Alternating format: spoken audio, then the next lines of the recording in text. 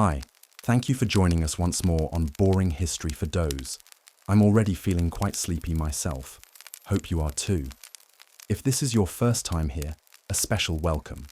Consider subscribing if you enjoy this kind of historical drift through the dimmer corridors of the past.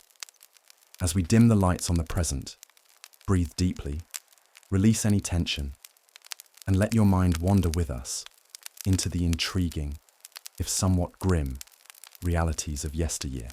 Tonight, we're traveling far back to the bustling, marble-paved streets of ancient Rome, a place often romanticized for its architecture, politics, and imperial grandeur. But you won't be standing in the Senate or reclining in a noble villa. No, tonight you're someone else entirely. You are one of the many ordinary citizens, navigating the rank back alleys and echoing latrines of Rome's underbelly. And you're about to experience firsthand what civilized sanitation truly meant in the Eternal City. You're waking up just before dawn. The air is dense and clings to your skin, heavy with the sour scent of human activity. Before the sun can bleach away the smells, they rise, warm and insistent, from the streets. You inhale a pungent mixture, rotting food, urine, animal dung, and something far more personal.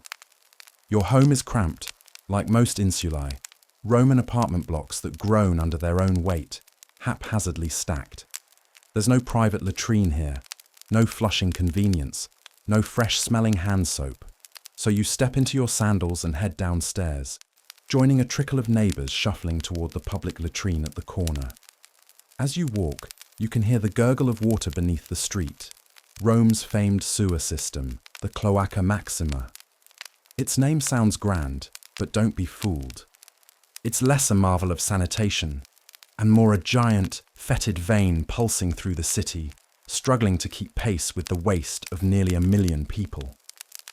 When you reach the latrine, you're greeted not with privacy or cleanliness, but with a long stone bench dotted with open holes. Beneath them, an unholy stream of waste trickles below. There are no dividers, no doors, just you, your neighbours, and the ambient soundtrack of human digestion. You try to avoid eye contact as you settle in. There's a bucket of murky water and a communal sponge on a stick, the tersorium. You hesitate, as always. This same sponge has already been used by who knows how many today. It's not optional. There's no toilet paper. Just this medieval predecessor to the worst reusable invention imaginable. As you finish and stand, you notice something scuttling. A rat, maybe more than one, darting from a crack in the stonework, its nose twitching. You feel something crawling near your foot, but it's best not to look too closely. And as you step back out into the morning light, you already feel unclean. The act of relieving yourself has not relieved you. Instead, it's left you more vulnerable, exposed to waterborne parasites, bacteria, and things you can't name but you'll surely feel later. But sanitation doesn't end there. You've only just begun your day. Let's now follow that waste. Where does it go? And how does it come back to you, sometimes in the very food or water you consume? Let's explore that in our next segment. You walk away from the latrine, still blinking at the morning light filtering through Rome's hazy skies.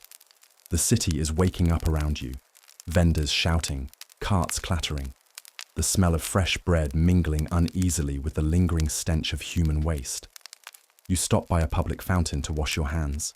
The water seems clean, crystal clear, even refreshing.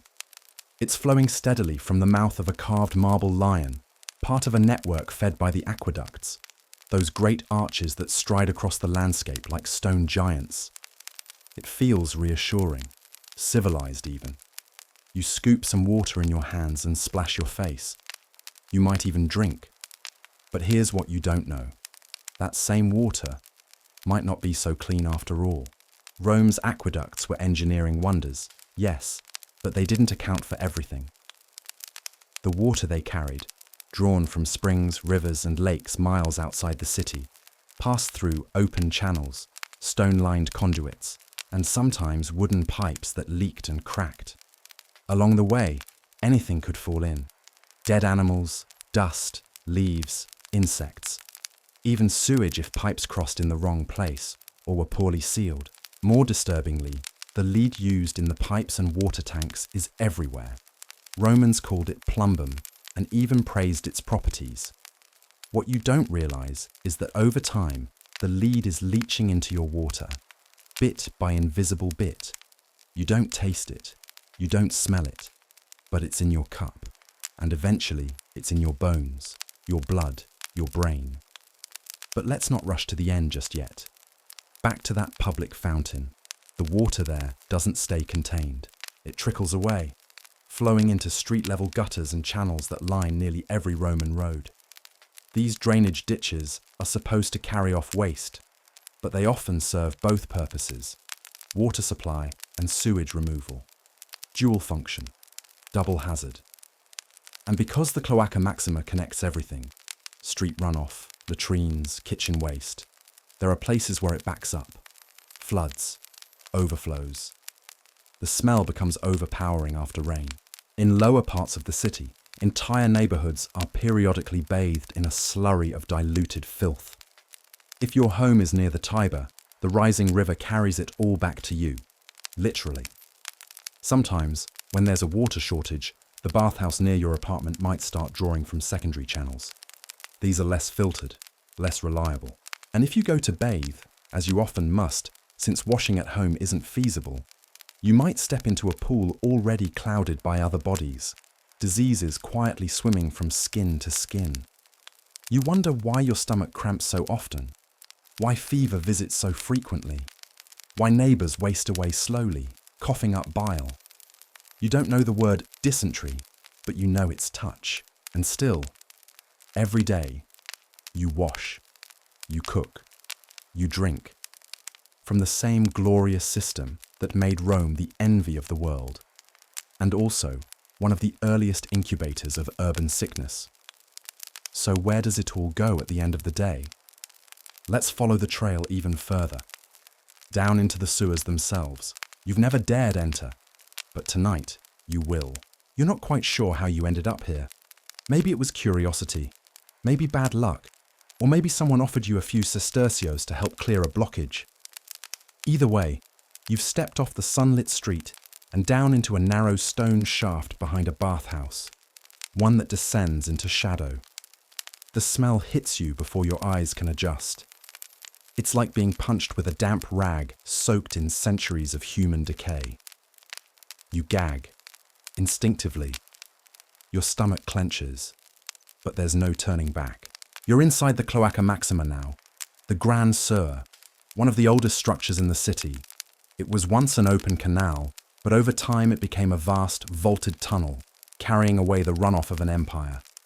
And tonight, it's carrying you. The floor is slick. You're walking ankle deep in what you hope is just water, though the color suggests otherwise. Around you, the walls sweat with condensation, and things move in the corner of your eye. Rats, probably, or roaches, or something with more legs. You've been given a crude lamp, barely illuminating the space ahead. The shadows seem to breathe. Every few steps, the sound of dripping, steady, rhythmic, like a heartbeat. Then, somewhere far off, a splash. Was it something falling in? Or climbing out? You're not alone down here. There are men, workers, if you can call them that, who earn a living scraping debris and clogs from the sewer walls. They are called foricari, or sometimes just dung men. You greet one as you pass. He nods, his skin pale from years without sun, eyes sunken. His hands are raw and stained, permanently dyed by contact with things no one should touch. He wears no mask. There is no protection, just a rag wrapped around the mouth. It does nothing. The air is alive with microorganisms, the kind you don't know exist, but that your lungs are learning to fear. He warns you, watch for gas pockets. Occasionally, the sewers belch. Methane builds, ignites, sometimes explosively. One wrong torch, and this place becomes a stone oven. And then there are the floods. Sudden rains turn the sewers into death traps, surging with black water. You hear stories of boys sent down to retrieve valuables lost through latrine holes, never seen again. As you press deeper, the roof lowers. You crouch, then crawl. The tunnel groans, centuries-old brick under the weight of a city. The darkness tightens. It's warm, humid, suffocating. You feel your breath bouncing back at you. Then you see it. A blockage. A tangled mass of rags, bones, fruit peels, excrement, hair. It pulsates. Is that movement? The man beside you reaches into it barehanded. You turn away. You retch. And yet, this system is what kept Rome from drowning in its own waste. Barely, inefficiently, dangerously. You climb back up to the surface, lungs aching, skin itching. You smell like the underworld. And for days, you'll carry that smell. In your clothes, your hair, even your dreams. But the horror doesn't end here. There's still the food. And how, in a city so grand, excrement found its way to the market stalls and into your dinner. Next, we eat. The sun is high now, and after your descent into the underworld, the open air feels like salvation. But salvation is relative, because you're standing in the Forum Boreum, Rome's bustling meat market, and once again, the smell. It's different from the sewer. Sharper, metallic. The scent of blood, fat, and fly-ridden flesh cooking under the Roman sun. You push through the crowd. Slaves, merchants, butchers, beggars. There's shouting in every direction. Somewhere, a goat screams. Children play near piles of discarded bones. You're here to buy something for dinner. Maybe fish, maybe offal, maybe whatever's cheapest. You stop at a stall. The butcher greets you, hands stained red to the wrists. He's been working since dawn, hacking at carcasses with a cleaver that looks like it's never been cleaned, just rinsed in the same bucket again and again. The meat on display is questionable. A cut of lamb is green at the edges. The tripe looks like it's sweating. You point to something that looks less dangerous. He wraps it in yesterday's olive pressings. But here's the thing. It's not just what's sold, it's where it's sold. The market drains slope gently downward toward the street gutters, which of course are connected to the very drainage system you visited earlier. Blood from butchering runs in rivulets between paving stones. Bits of offal are left to rot in the sun. The flies are everywhere, and they don't discriminate between meat and manure. And then there's the produce, fresh fruits and vegetables brought in from the countryside, and then rinsed with water fetched from public fountains, the same fountains fed by aqueducts that by now you know better than to trust. You bite into a fig and don't think about the hands that touched it before you, about the fertilizer used in the orchards, often human waste collected from cesspits. The Romans called it sterquilinium. They believed in recycling in their way. What went in came back out, in the soil, on your food, in your gut. And if you get sick, no one will be surprised. Diarrhea is common. So are intestinal parasites. No one talks much about the bloated stomachs, the fainting spells, the children who never grow strong. You just call it mala fortuna, bad luck. But the worst isn't the food itself. It's what happens when it's gone bad and doesn't sell. That's when it gets cheaper, sold off to the poor, to people like you. You learn to chew around the mold, to boil things longer, to pray silently to gods of the hearth you're not sure exist. And tonight, when your stomach turns, you won't know if it was the sausage or the fig or the cup of wine cut with river water. But you'll blame yourself for not cooking longer, for not paying more, for not being luckier. And still, tomorrow, you'll do it again. Because in ancient Rome, the real miracle wasn't empire or aqueducts or marble columns. It was simply not dying of food poisoning by the age of 30. But speaking of dying young, let's take a quiet stroll now through the baths. Cleanliness, after all, is next to godliness. Or so they say. You've paid your entry. It's not expensive. The public baths are meant for everyone. Today, you choose the Thermae of Caracalla, one of the grandest complexes in the empire. Colossal, ornate, almost sacred. You step inside, welcomed by a rush of warm air and the low hum of dozens of voices echoing under domed ceilings. It's magnificent. Marble floors, mosaic walls, statues of gods watching you strip. But before you bask in the glory of Roman hygiene, take a breath. A deep one. Smell that. It's not just the eucalyptus oil or the heated stone. It's sweat, skin, feet, urine, and something else. A sourness, subtle but unmistakable. Because the water in these pools isn't fresh. It's reused, filtered only by gravity and time. You begin in the apoditerium, the changing room. Slaves help wealthier citizens undress. Your tunic goes into a cubby. You tie your sandals. Naked but for a smile, you follow the heat. You pass into the tepidarium, the warm room. The floor is heated from below, a system called hypercaust. Clever, ingenious, but also a breeding ground for mold, bacteria, and fungus. Your feet are already damp. Men lounge here, chatting politics, scratching at their skin with curved strigils. Bronze scrapers used instead of soap. The oil and sweat mixture they remove. Sometimes collected, reused, occasionally sold. For what purpose? You try not to ask. Now the caldarium, the hot bath. The steam wraps around you, thick as soup. You lower yourself into the water slowly. It's warm, too warm. Your skin prickles. And it's cloudy, milky almost. You can't see the bottom. You feel something brush your leg. You don't look. Everyone is here. Senators, soldiers, merchants, prostitutes, children. All soaking in the same water. All shedding skin cells, hair, sweat, bodily fluids. None of it is drained daily, or even weekly. Sometimes they just add more water, and if someone has lice, and many do, you probably will too. Skin infections, athlete's foot, open wounds, not uncommon. Fungal rashes, ubiquitous. You retreat to the frigidarium, the cold plunge. The shock is welcome. It numbs the senses, the smell, the paranoia. But as you dry off, you notice the communal sponges near the latrines. Yes, the tersorium. A stick with a sponge on the end, dipped in a vinegar bucket, reused by everyone. You try not to imagine what else those bathers were touching before they touched the pool. You get dressed. You exit into the sun. You feel cleaner? Not exactly, but culturally purified, perhaps.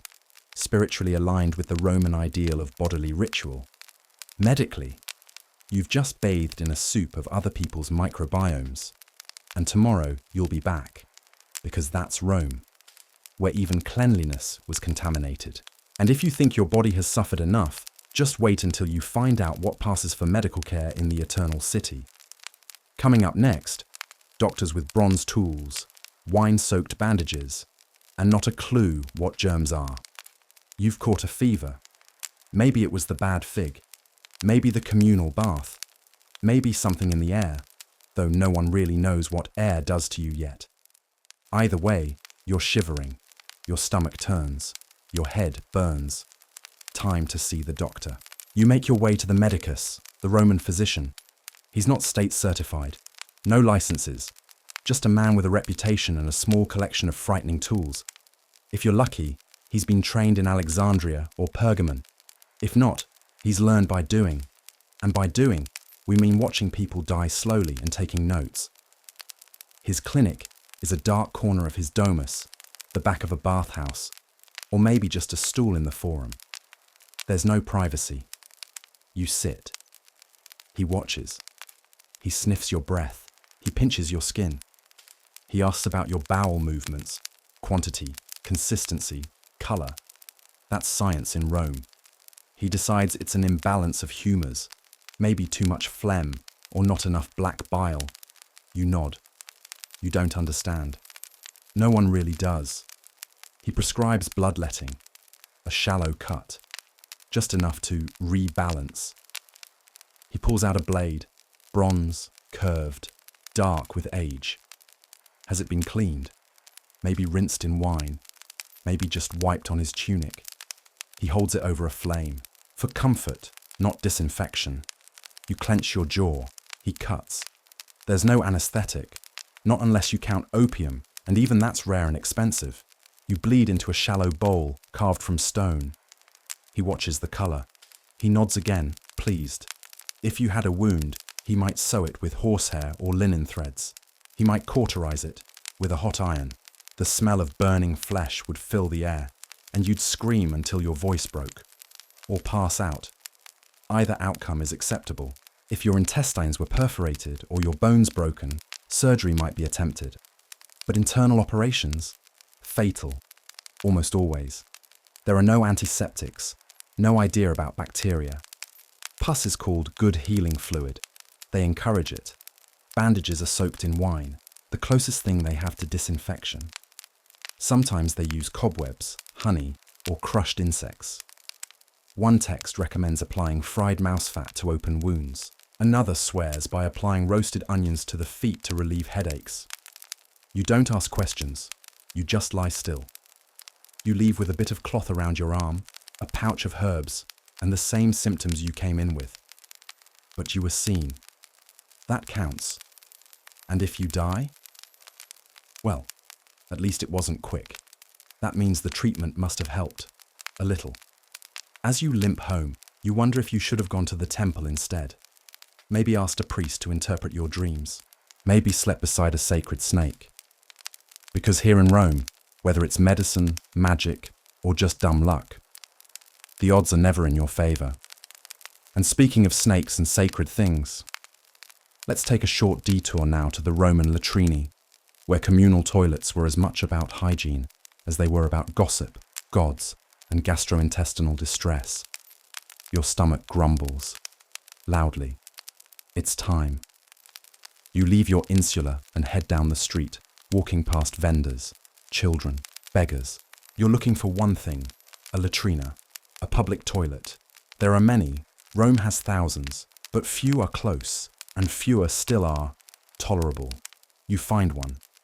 It's a stone building, half submerged, with a narrow doorway. You duck in. It's dark, damp. The air is warm, but not in a comforting way. It smells of ammonia, rot, and the unmistakable sourness of human waste. You breathe shallowly. There are no stalls, no partitions. Just a long bench, cool stone with keyhole-shaped openings, all lined up, side by side. No doors, no dividers, no shame, just eye contact and awkward nods. You lower yourself. The seat is cold, hard. You shift, trying not to imagine what's on the surface.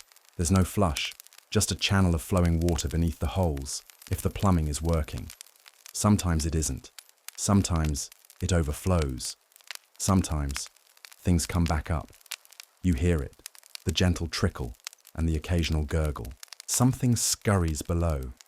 Yes, rats. They're common, drawn by the warmth and the constant buffet. Some bite. A few have leapt straight up through the hole. It's rare, but not rare enough for comfort. You glance beside you. A fellow Roman is doing the same. Neither of you speaks, but you both reach for the tesorium, a communal sponge on a stick, resting in a basin of vinegar water. You hesitate. Is this the same one the last man used? Yes. Has it been rinsed? Barely. You close your eyes. You use it. You feel something splash. You pretend it didn't. Above the wall, there's a small niche, a carved face of Fortuna, or perhaps Cloacina, goddess of the sewer. Some people pray to her. Others leave small offerings, coins, flowers, even a little food. Desperation breeds creativity. Conversations sometimes happen here, senators discussing laws, slaves sharing gossip. But you're not in the mood. You finish, you stand, you don't look back. There is no soap, no towel, just the same damp sponge you used before. You dry your hands on your tunic. It doesn't help. You step back into the light, blinking. You survived another visit, but there are parasites in your gut now, almost certainly. Worms, protozoa. Whatever the person before you had, there's a good chance it's yours now too. And in a few days, you'll be back. Because your building has no toilet. Because this is Rome. And Rome runs on shared misery and shared sponges. Next, let's step away from the filth, not too far, mind you, and explore the Roman streets themselves. We'll look at the hazards of simply walking through the city, slippery stones, chamber pots from above, and what it really meant to get your sandals dirty. You step into the street, grateful to be away from the latrina. That gratitude lasts exactly one breath, because that breath is filled with smoke, dung, and something sour you can't identify. It burns your nostrils. You gag, discreetly. The street is narrow, barely wide enough for a single cart. Buildings loom above you, tall and rickety, their upper stories leaning inward like old drunks whispering secrets. Sunlight barely reaches the stones below. You walk close to the wall. It's safer there, in theory, but it's also where chamber pots are dumped. There are no plumbing pipes up here. When nature calls in the middle of the night, it answers out the window. You hear a splash nearby. It wasn't water. You move faster. Beneath your sandals, the stones are slick. Not just from rain, from urine, animal dung, and the runoff of household waste poured into the gutter. The Cloaca Maxima, Rome's famous sewer system, carries much of it away.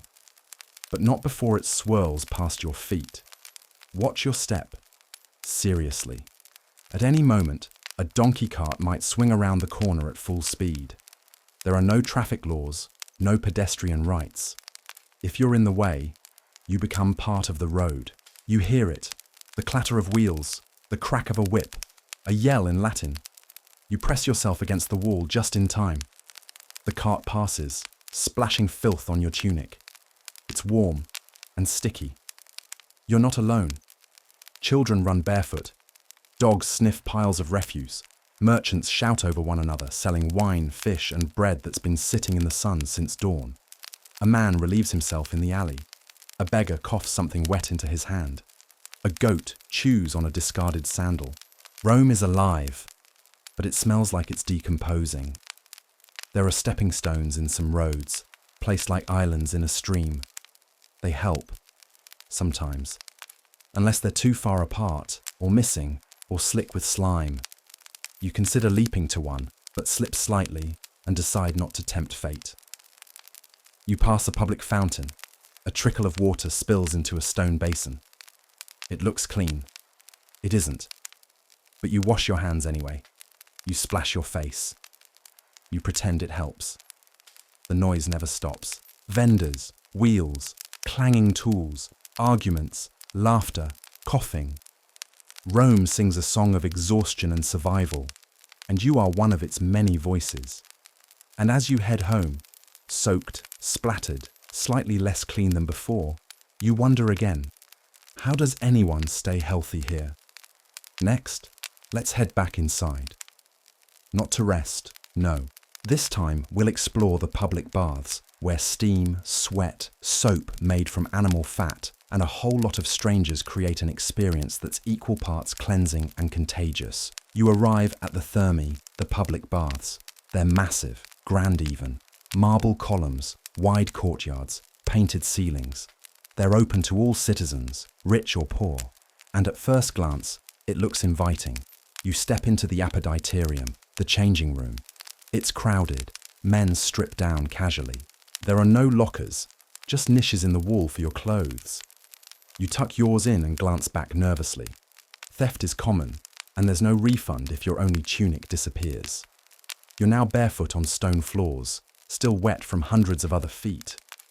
You try not to think about where those feet have been. You follow the flow of bodies into the tepidarium, a warm room with benches and sweating walls. The air is thick, humid, scented faintly of oils, and less faintly of mildew. You sweat, a lot. That's the point, to open the pores. Then comes the caldarium, the hot room. It's steaming, stifling. A large basin of hot water steams in the center. You lower yourself in. It burns. You pretend it doesn't. You look around. Everyone is sweating. Some are scrubbing each other's backs. A man nearby scrapes his skin with a strigil, a curved metal tool. Bits of dead skin, oil and dirt fall into the water. You're in that water. Another man hawks and spits into the drain. The sound echoes. You see a child urinate in the corner. No one reacts. You reconsider relaxing. Still, this is where deals are made, gossip spreads, and diseases find new hosts. Skin infections, eye diseases, intestinal worms. It's all here, stewing in the heat. You move to the frigidarium, the cold plunge. It's supposed to close the pores. The shock nearly stops your heart. The water is fresher, probably. A slave offers you oil. You accept. He massages it into your skin. Then another man scrapes it off with a strigil. You thank him. You both pretend this is normal. You dry off with a piece of cloth. It's coarse.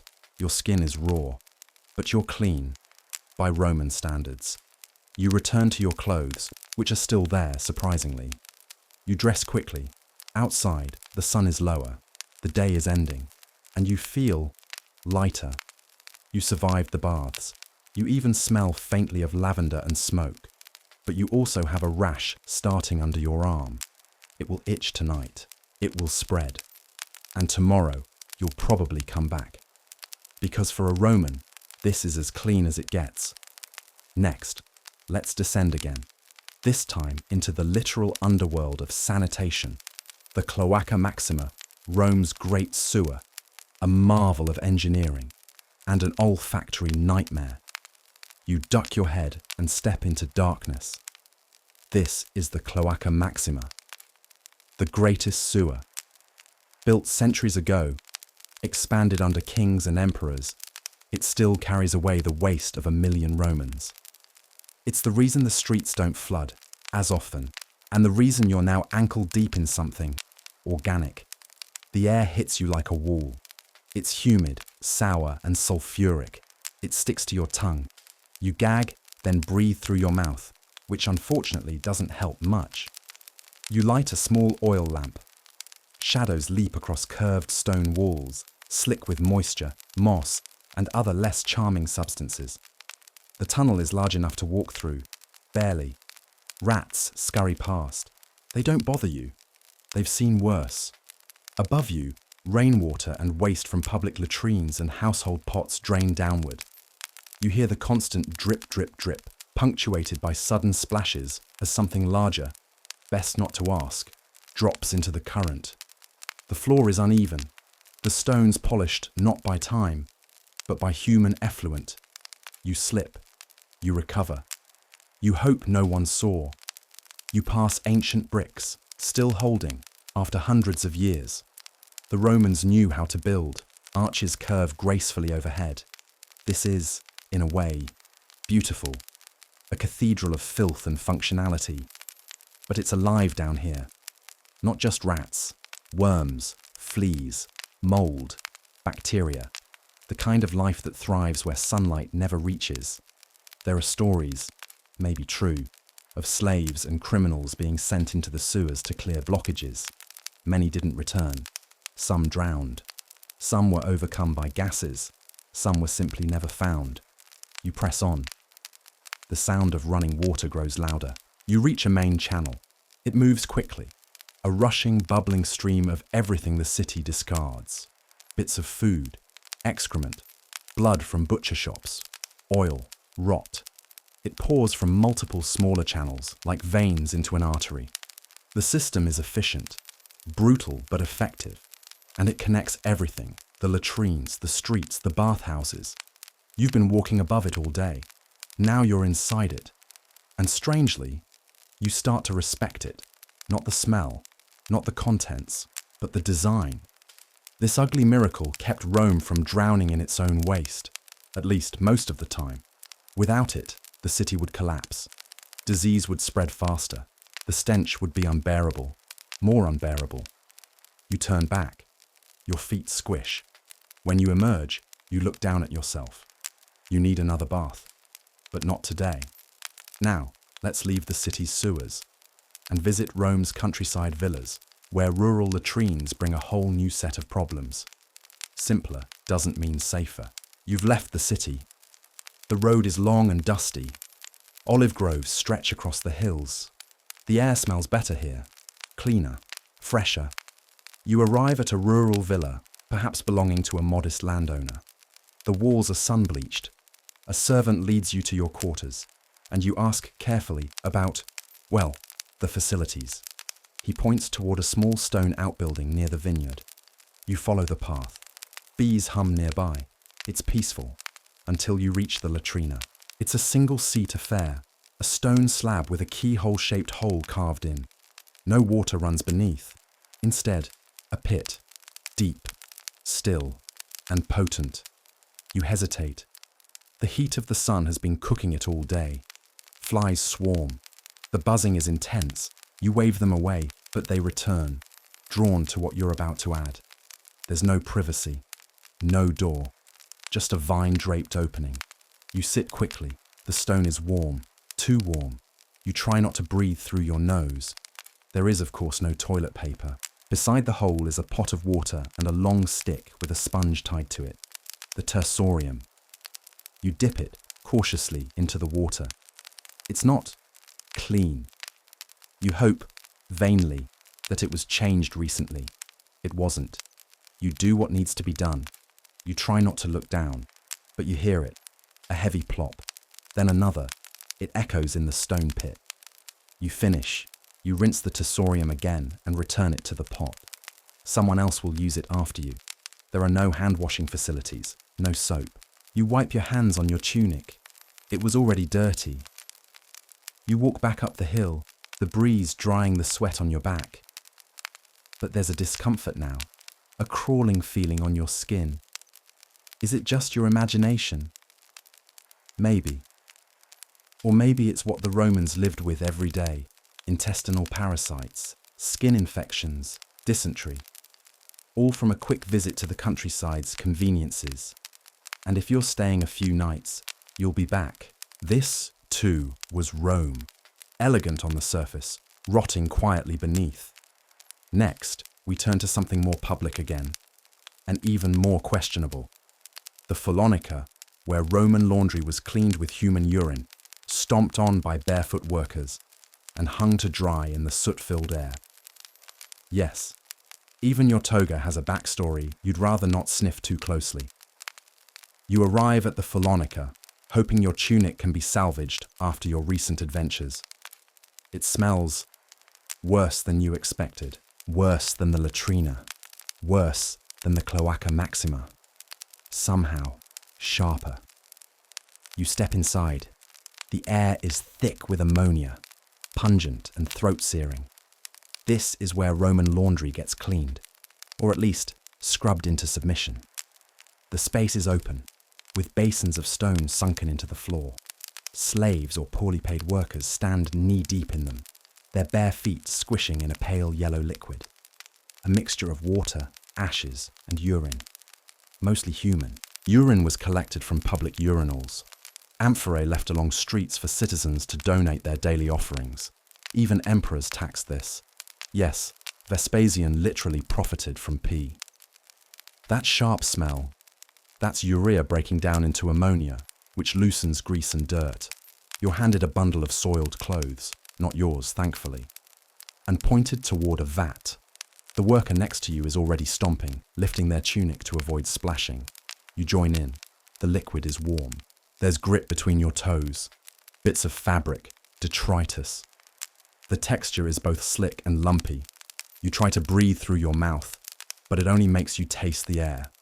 Stomp, squish, turn, repeat. The garments are agitated by foot. It takes time. It's exhausting. After soaking and treading, they'll be rinsed in cleaner water, though cleaner is generous, then beaten against stones to remove whatever's left. Some fullers add clay or lye to help with stubborn stains. Others use fermented urine, aged for potency. It works, if you don't mind your cloak smelling like a chamber pot. Once clean, clothes are hung to dry. Dust settles on them. Soot from street fires clings to the damp fabric. Sometimes they're brushed with a sulfur paste and left out to bleach in the sun. But rarely does the odor fully leave. The workers? They never stop smelling of this place. Their skin is raw. Their lungs burn. Some develop lesions from the chemicals.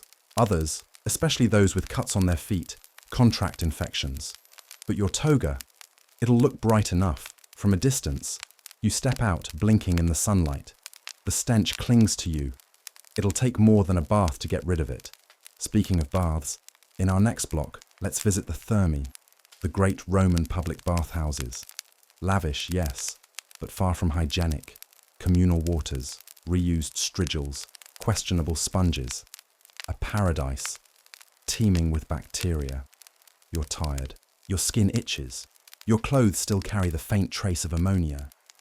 But the thermae rise before you, vast, marbled, majestic, a place of prestige, a daily ritual, a reward.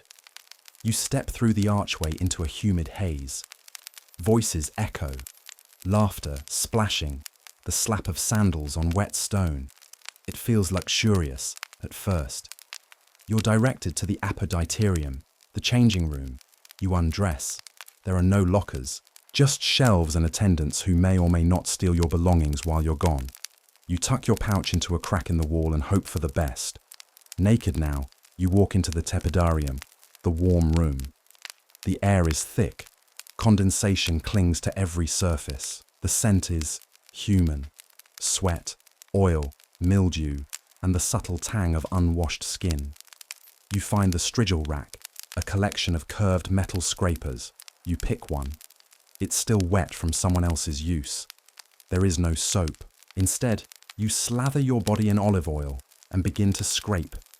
The strigil drags across your skin, pulling away sweat, grime, and dead cells, along with bits of whatever the last person left behind. There is no rinsing between users, just a shared bowl of water nearby. Murky, clouded. Now, into the caldarium, the hot room. The heat hits like a wall. You sit on a stone bench, slippery with the residue of hundreds of other bathers. Your pores open. You sweat freely.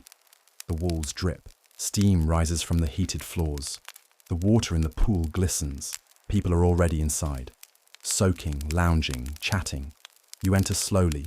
It's warm, comforting, and faintly greasy. You try not to notice the hairs floating by, or the occasional scab, the fleck of skin, the foam at the edges.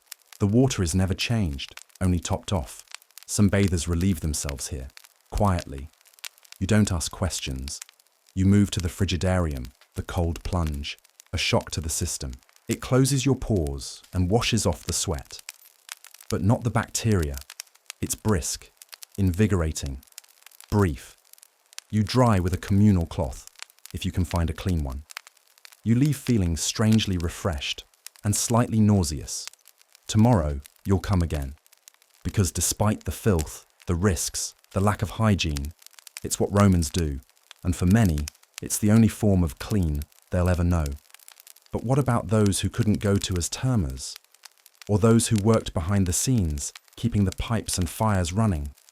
Next, we descend into the invisible world beneath the baths, the furnace rooms, the hippocaust system, and the enslaved workers who kept the water flowing and the heat burning, at a cost no banho, jamais lavaria. You descend beneath the marbled elegance of the baths.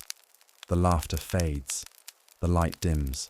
You are now where no polite Roman wishes to linger. The hippocaust, the underfloor furnace system that powers the entire thermae. The temperature rises with every step. The ceiling is low. You crouch. The air is dry, but it stings, a metallic heat, thick with ash and soot. The glow of embers flickers ahead. Here, enslaved men and boys keep the fires alive. Always. One shovels charcoal and wood into a roaring furnace. Another scrapes out blackened remains with a bent iron tool. Their skin glistens not with sweat, but with grease and grime, permanently baked in. The floor above is suspended on stacks of tiles, pilae. Through the narrow gaps between them, heat rises, warming the caldarium, the tepidarium. It must stay consistent. If the fires wane, the elite above complain. If the heat fails, Punishment follows. You try to stand. The air burns your nostrils. You taste smoke. The walls are close, the passageways tighter the further in you crawl. This is not a space meant for comfort. It's a machine fueled by human bodies. There is no breeze, no relief, only the relentless need to feed the fire. Tools are rudimentary. A cracked amphora for hauling fuel. A bent ladle for scooping embers. There are no gloves. Feet are bare. Burns are frequent and untreated. Scars line arms and legs. Skin splits. Fingers blister. Infection festers. Some workers collapse from the heat. Others suffocate. The furnace consumes more than just wood. You hear a cough, deep, wet, and unending. No medicine here, just the bitter black dust clinging to lungs. The men rotate shifts, but the labour is endless. The baths never stop, yet no bather ever sees this place. They float above in hot pools, discuss philosophy, politics, dinner plans, while directly beneath, children stoke infernos with hands that will never hold a stylus or a wine cup. The heat you enjoyed in the caldarium, it came from this dark, airless crawl space, where bodies break long before their time. As you crawl out, your tunic sticking to your back, you realise Roman engineering was impressive, but it wasn't clean, and it wasn't kind. Next, we'll leave the baths behind and explore another charming element of Roman sanitation, the public water fountains, where the same aqueduct that served temples and villas also hydrated pigs, beggars, and everyone in between. You emerge from the gloom of the Hippocaust, blinking against the sunlight. The noise of the city returns, carts rumbling over stones, vendors calling, children chasing dogs.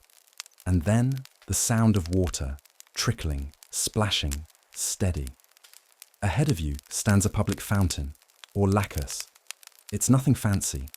A stone basin, usually with a bronze spout shaped like a lion's head or a simple pipe. But it flows, always flowing, thanks to the great aqueducts that bring water from miles away. Cold, clear, apparently pure. You step up to the edge. The stone is slick with moss. A woman fills a bucket, balancing it on her hip. A boy cups his hands to drink. A dog laps at the overflow pooling on the ground. A pig nudges in beside him.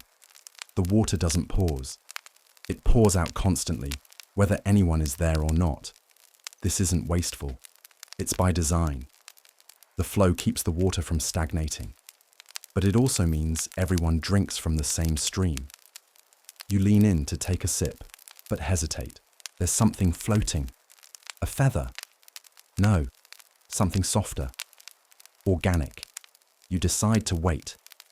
The aqueducts that feed these fountains are marvels of engineering, gradients so precise that water flows steadily for tens of miles, often underground. But that same water may have already passed through lead pipes, or sat too long in a sediment-heavy reservoir. In poorer districts, the pipes are cracked, patched with rags or clay. Rats find their way in. So do insects, sometimes corpses. There is no filtration. You hear a merchant boast, "Straight from Aqua Marcia."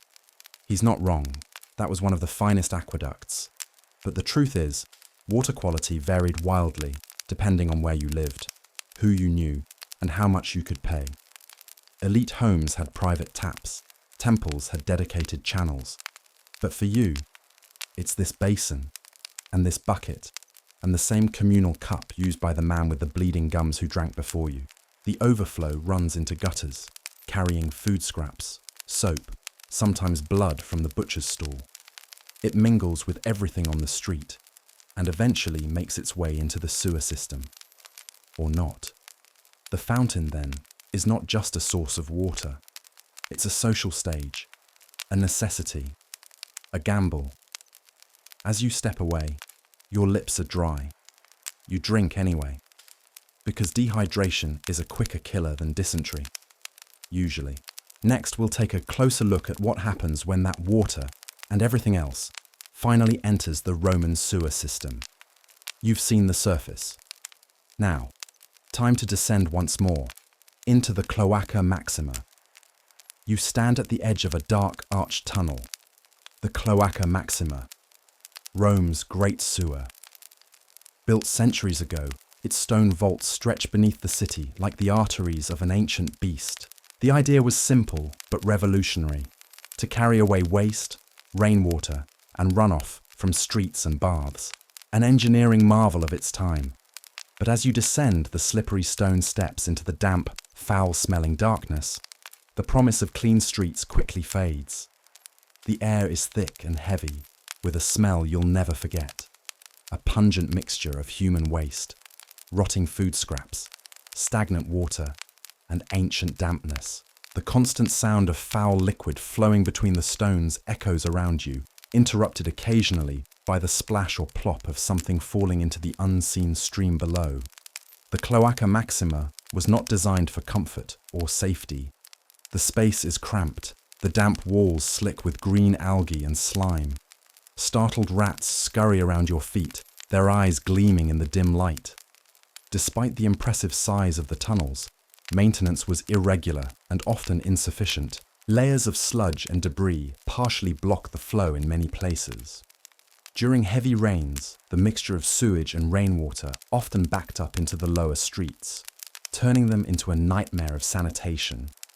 You feel your feet splash through pools of murky water, the cold biting through your worn leather sandals. Your throat itches, and a dry, harsh cough rises, an inevitable result of the damp and exposure to countless irritants. Though laws existed forbidding the dumping of garbage into the streets, enforcement was weak. Household waste, animal carcasses, and human excrement inevitably ended up in the Cloaca Maxima. The system did not clean the city, it merely hid the filth from view. You imagine the workers, usually slaves or low-status laborers, sent down into these tunnels with rudimentary tools to clear blockages and remove debris. The risks were constant: infections, skin diseases, parasites, and respiratory problems were common. It was said the Cloaca Maxima helped prevent some waterborne diseases by moving waste away. Yet paradoxically, the system also created new problems. Stagnant pockets of water within the tunnels became perfect breeding grounds for mosquitoes and flies, carriers of deadly illnesses. You look up, imagining the bustling, lively city above these silent galleries, realizing that Rome's grandeur concealed a rotten underbelly, invisible to most, but deadly to those who worked below.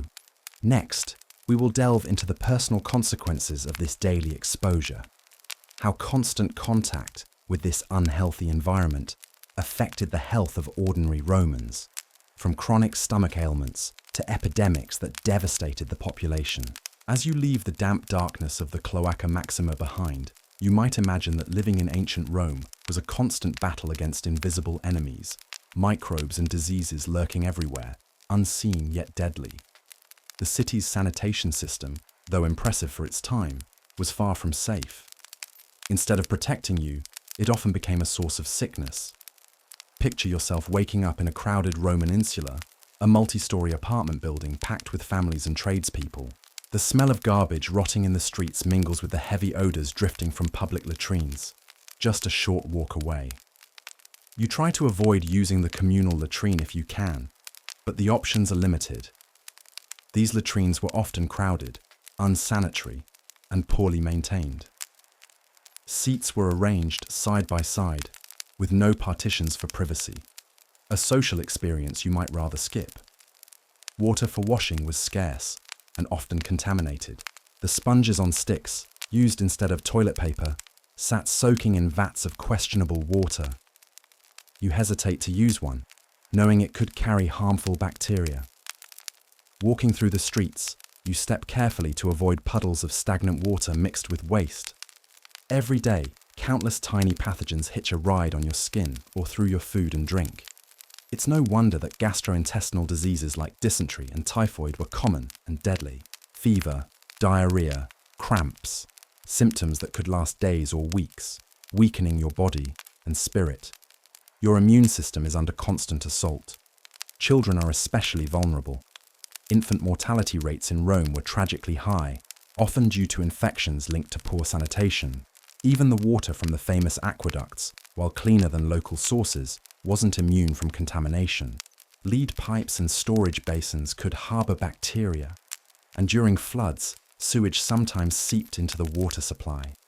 Despite all this, Romans prided themselves on their baths, centers of social life and hygiene. Yet these same baths could be breeding grounds for skin infections and parasites. The warm, humid environment was perfect for fungi and lice to thrive. You begin to realize that the impressive engineering marvels of Rome came with a heavy price. The sanitary infrastructure was a double-edged sword. While it moved waste away from immediate view, it also facilitated the spread of disease. As you reflect on the risks of daily life, you can't help but feel a growing gratitude for modern plumbing and sanitation.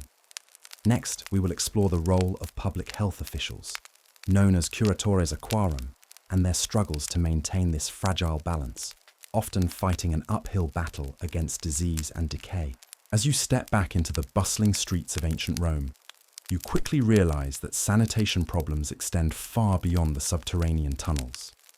The city itself was a sprawling mess of waste, smells, and filth, and you are right in the middle of it.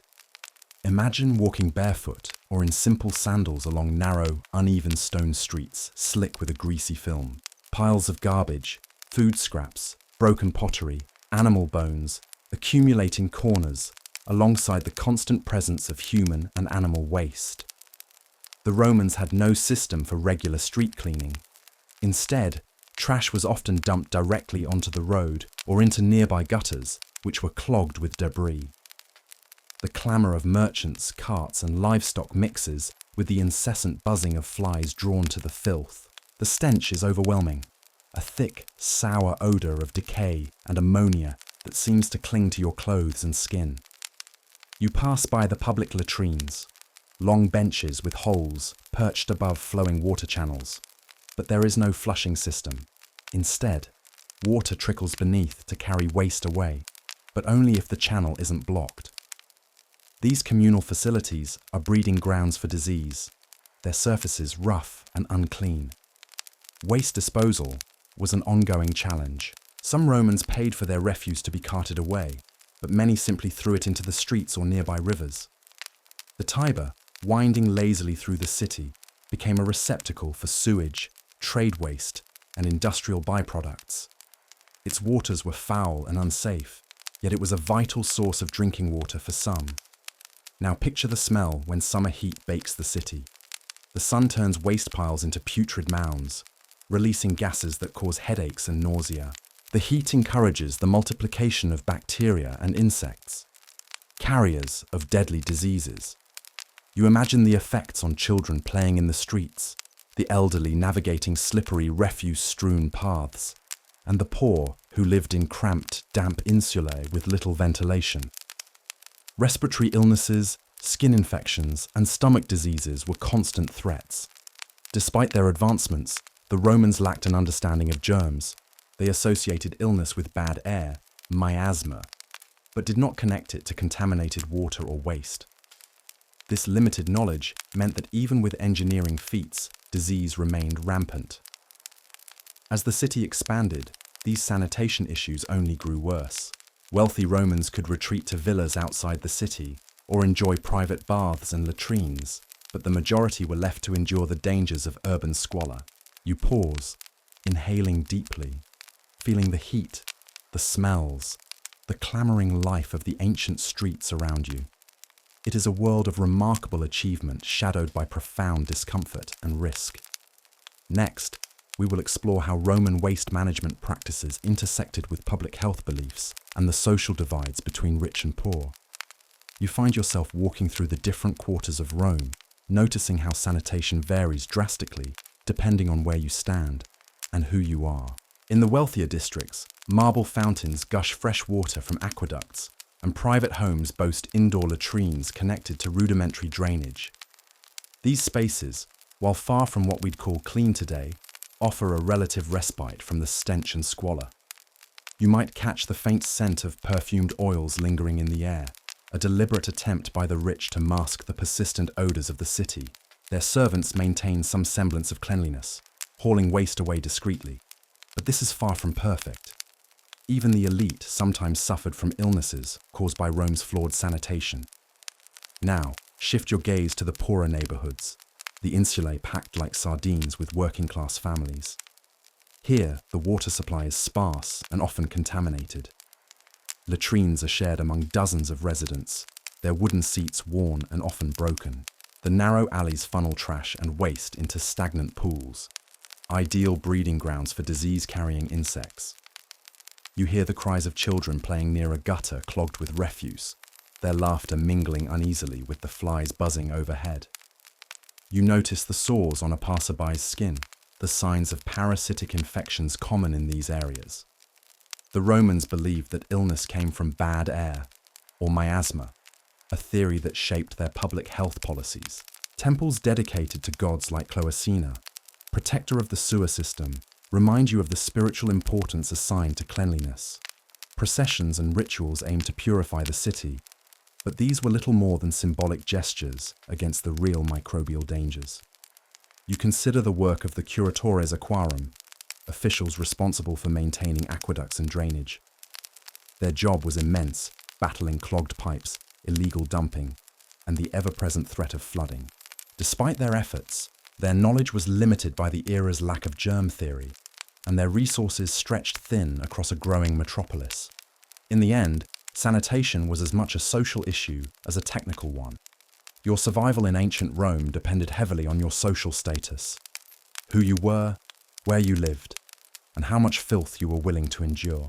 As you breathe in the mixture of scents, river water, smoke from hearths, and the unmistakable tang of waste, you realize just how fragile life was beneath the grandeur of Rome. Next, we'll explore the fascinating role of Roman baths, not just as places of cleanliness, but as social hubs that paradoxically spread disease. You step into the grand Roman baths, a sprawling complex of marble, steam, and murmuring water. This is not just a place to wash. It's a vibrant social hub where Romans gather to relax, gossip, and do business. The warm air is heavy with the scent of oils, sweat, and damp stone. Around you, the splash of bathers, the hiss of steam, and the low murmur of conversation create a strangely calming atmosphere. Yet beneath this facade of cleanliness lies a hidden danger. Bathing was a daily ritual for many, with rooms of varying temperatures, the frigidarium's cool pools, the tepidarium's warm air, and the caldarium's steamy heat. Water flowed from aqueducts into large basins and was often reused throughout the day. This reuse meant that the same water could harbour countless germs, skin parasites and bacteria, silently passing from one person to the next. The pools were sometimes so crowded that maintaining any real hygiene was impossible. You run your hand along the smooth marble walls, feeling the damp chill. The floors are slippery, coated in a thin layer of soap residue, dirt and skin flakes. Public latrines nearby only add to the mix, their odours faint but persistent. Scrapers called strigils were used to remove dirt and sweat from the skin, but shared use meant parasites could easily transfer. You imagine how lice, scabies and fungal infections spread like wildfire in these warm, humid conditions. Baths were also hotbeds for respiratory infections. The mix of heat, steam, and close contact created the perfect environment for illnesses to spread quietly. Despite these risks, the baths were essential for Roman life. For the wealthy, they were luxurious retreats.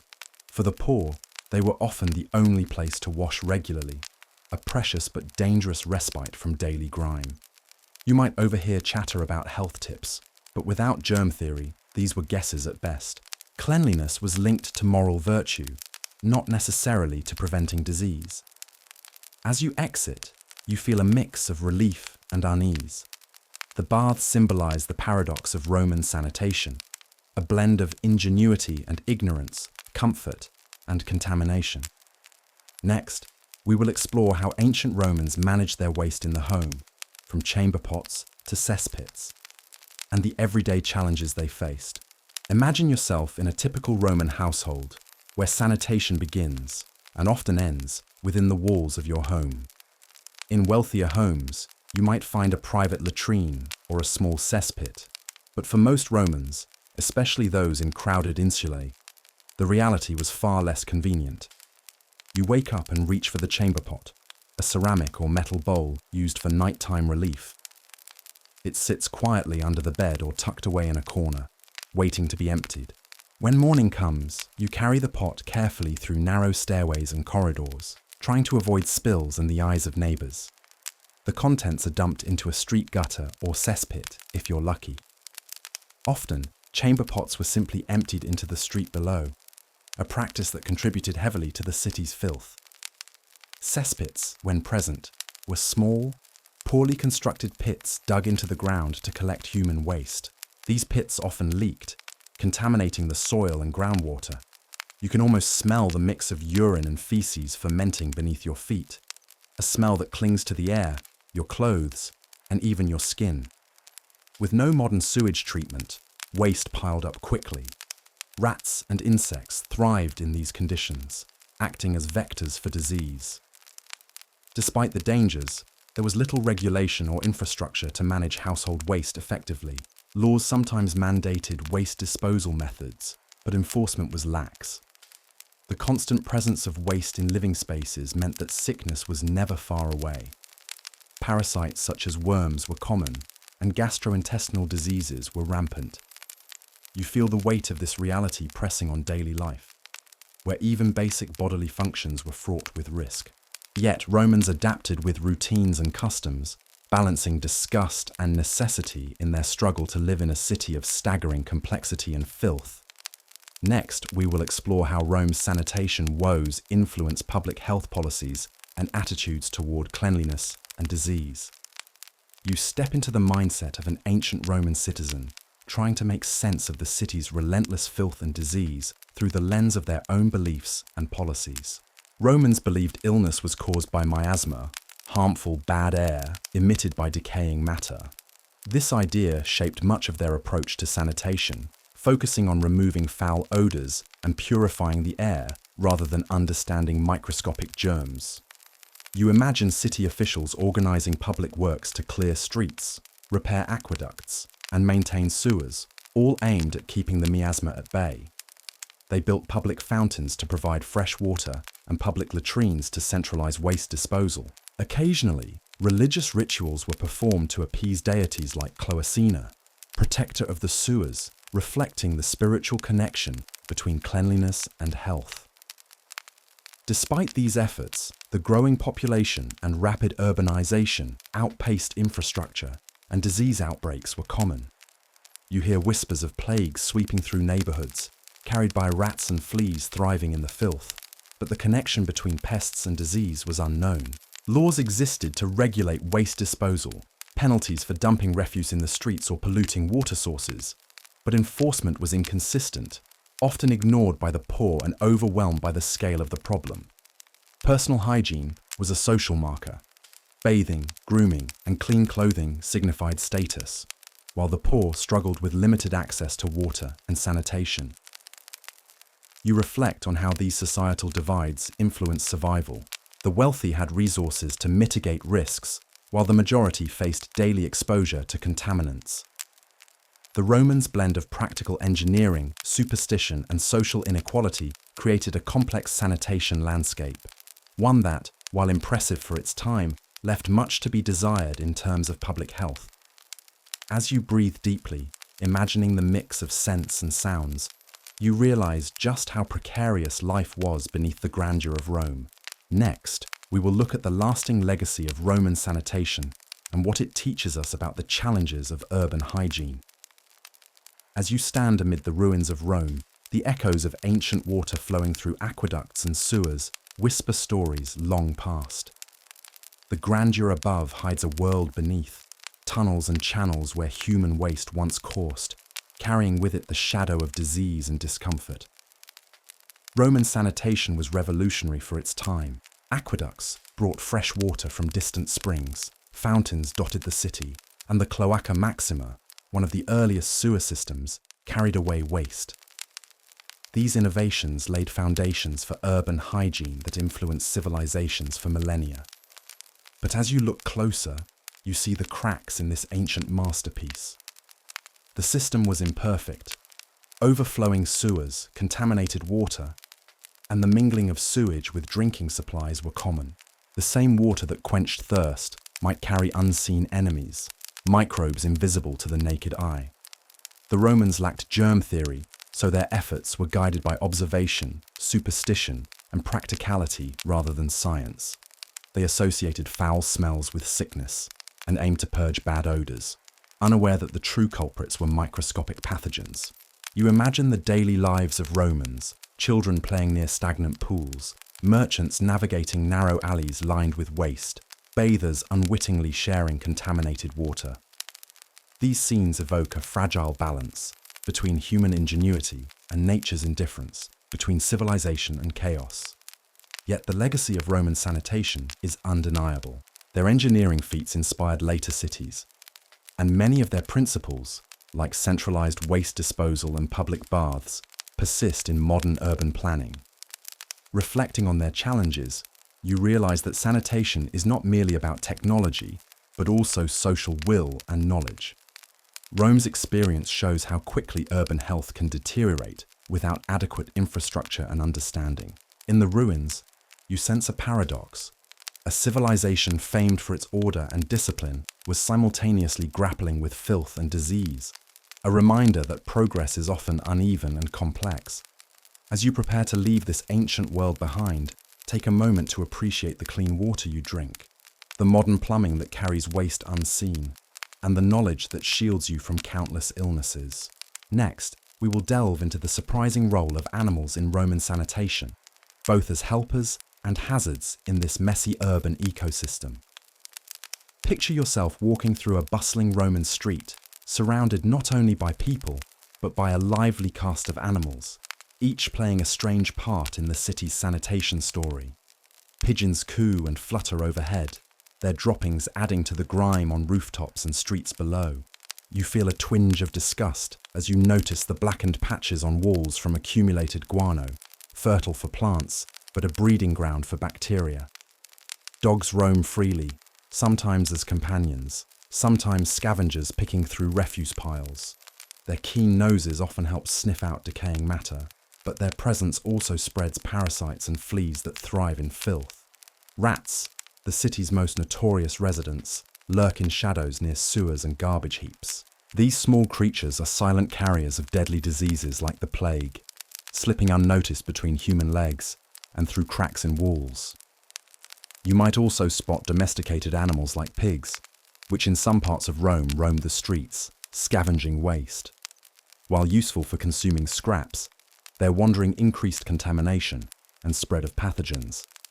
Interestingly, Romans tried to harness animal behavior to aid sanitation. Certain birds were encouraged near waste sites to help consume insects and reduce pests, an early form of biological control. But this coexistence was fraught with risk. Animals could bring disease, damage property, and exacerbate the already challenging sanitation problems of a crowded city. As you listen to the distant barking, fluttering wings, and scurrying feet, you sense how intertwined human and animal lives were, and how that relationship shaped the health landscape of ancient Rome. Next, we will explore the fascinating story of Roman street cleaners and the labor that went into keeping the city as clean as possible under such grim conditions. Imagine yourself waking up before dawn, the city still cloaked in early morning shadows, as you prepare for a day many Romans would rather avoid. You are one of the Scapari, the street sweepers tasked with cleaning the bustling arteries of ancient Rome. Your tools are simple but essential.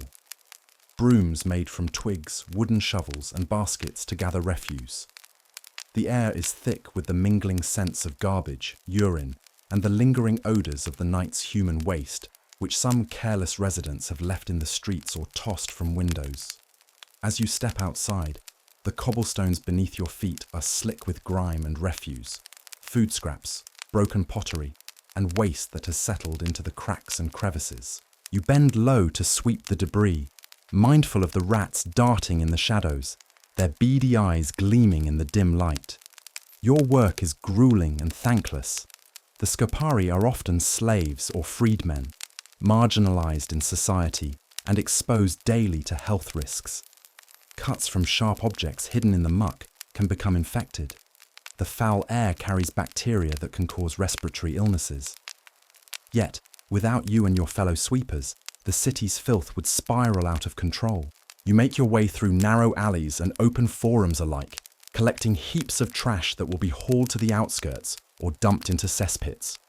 There, workers known as leperarii manage the removal and disposal of waste, sometimes by night, to avoid the public's ire and the smell's overwhelming presence.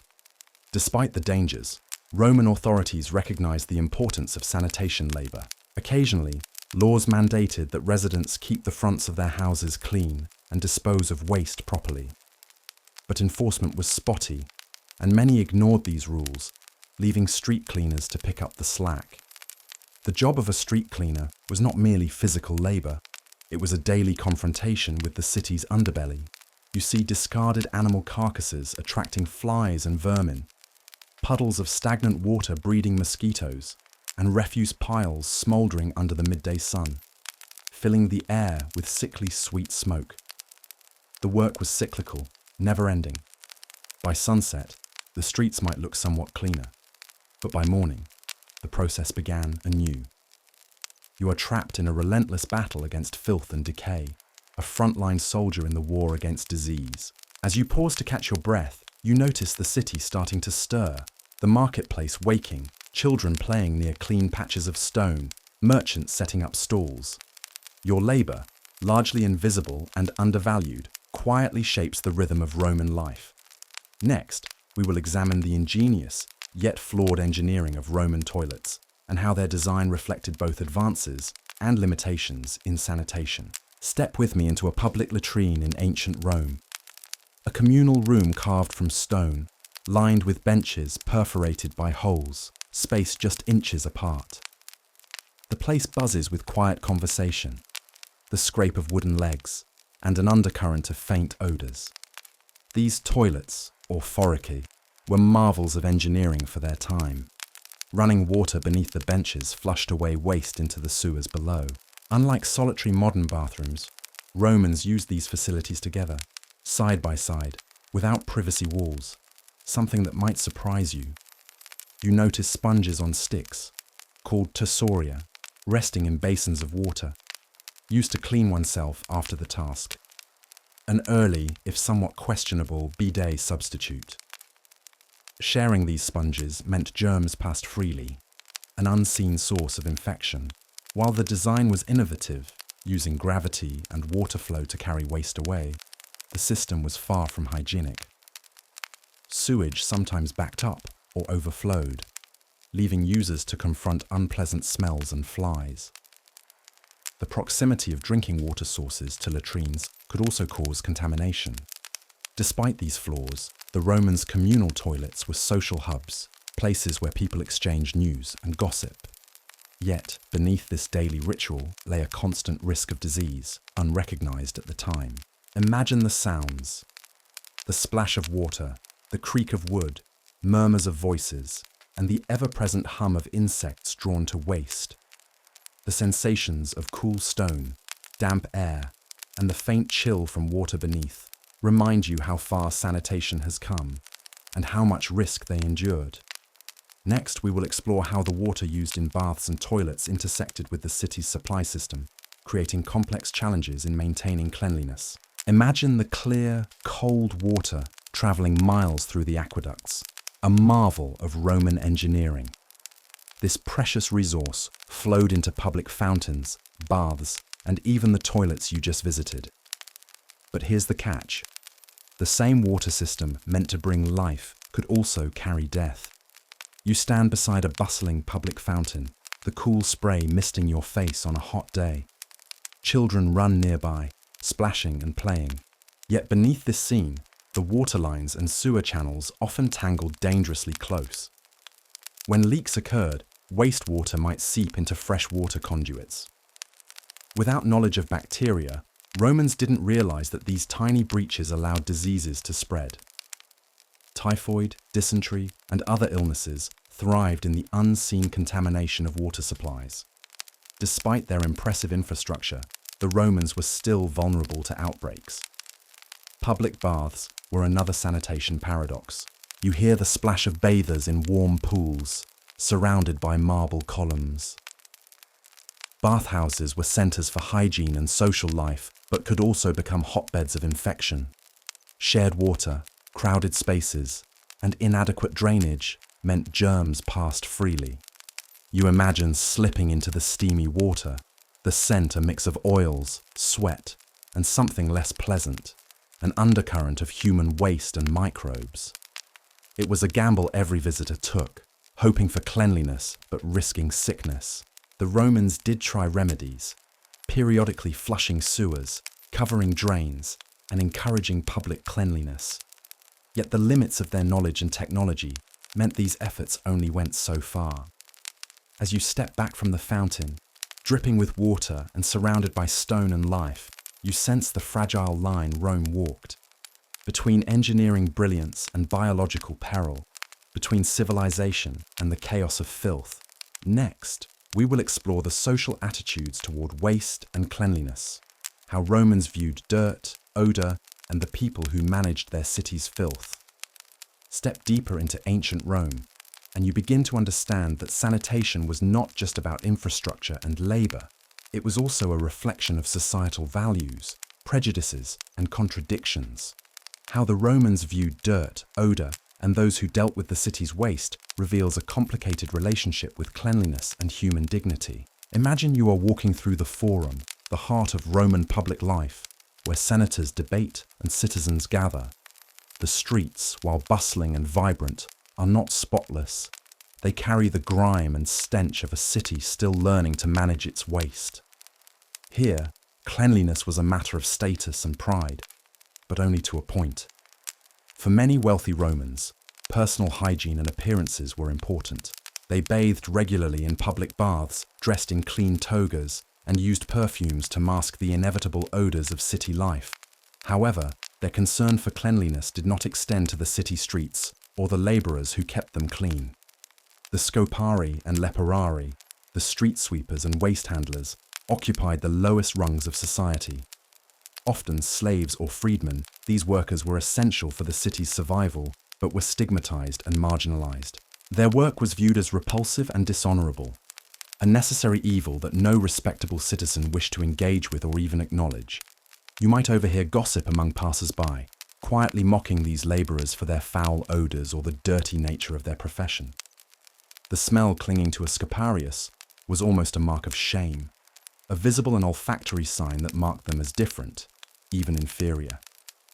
This social stigma extended beyond workers to the waste itself. Filth was seen as both a physical nuisance and a moral impurity. Romans used elaborate metaphors to describe corruption and vice in terms of dirt and pollution. The stink of sin and decay was a common motif in literature and rhetoric. Yet, despite this disdain, there was a practical recognition of the need for sanitation. The state occasionally passed laws regulating waste disposal and street cleaning, understanding that public health depended on managing filth, even if the process was distasteful. Public officials, such as the aediles, oversaw the maintenance of streets, sewers, and markets, enforcing cleanliness to protect the city's image and inhabitants. However, enforcement was uneven, and many residents disregarded these regulations, contributing to the ongoing struggle against dirt. An interesting contradiction emerges in the Roman attitude toward odor. While offensive smells were generally reviled, some scents were embraced and even celebrated. Aromatic oils, incense, and perfumes played a central role in social rituals, religious ceremonies, and daily life, used both to mask unpleasant odors and to signal wealth and refinement. Walking through a wealthy Roman household, you might be greeted with the scent of myrrh or cedarwood, deliberately diffusing an atmosphere far removed from the street's grime. This olfactory separation reinforced social boundaries, emphasizing who belonged to the world of cleanliness and luxury, and who did not. In some cases, the Romans even romanticized certain smells associated with their culture. The aroma of olive oil, fresh bread, or the smoke from cooking fires could evoke comfort and home, contrasting sharply with the harsh odors of the city's refuse. However, the underlying reality remained. The city was a place of constant tension between order and chaos, cleanliness and filth. Disease outbreaks, often linked to poor sanitation, were common, yet little was understood about the true causes. You can almost feel the invisible presence of sickness as you imagine the close quarters of Roman neighborhoods, where narrow streets funnel odors and germs alike. The crowded insulae, multi-story apartment buildings, lacked adequate waste disposal, forcing residents to throw waste into the streets below, compounding the problem. This backdrop made sanitation a crucial but deeply ambivalent aspect of Roman life. On one hand, it was a source of civic pride, showcasing Roman engineering and organizational prowess. On the other, it was a daily reminder of human frailty, social inequality, and the limits of ancient technology. The people who bore the brunt of this reality, the sanitation workers, were caught in the middle. Their essential contributions kept the city functional, but earned them little respect or reward. As you reflect on these contradictions, you gain a deeper appreciation for the complexities of Roman sanitation. Not merely a matter of pipes and sewers, but a mirror of a society grappling with the eternal struggle to balance cleanliness, health, and human dignity. Next, we will delve into the peculiar and sometimes bizarre remedies Romans employed to combat the diseases spawned by their sanitation challenges, revealing their mix of ingenuity and superstition. Now, imagine yourself back in ancient Rome, facing a health crisis caused by the very filth and contamination surrounding you.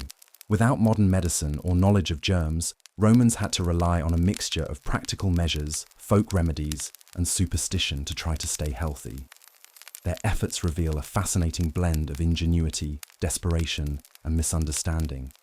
When diseases like dysentery, typhoid, or various fevers struck, the causes were mysterious. People believed illnesses were often punishments from the gods or the result of miasmas, noxious vapors rising from rotting matter.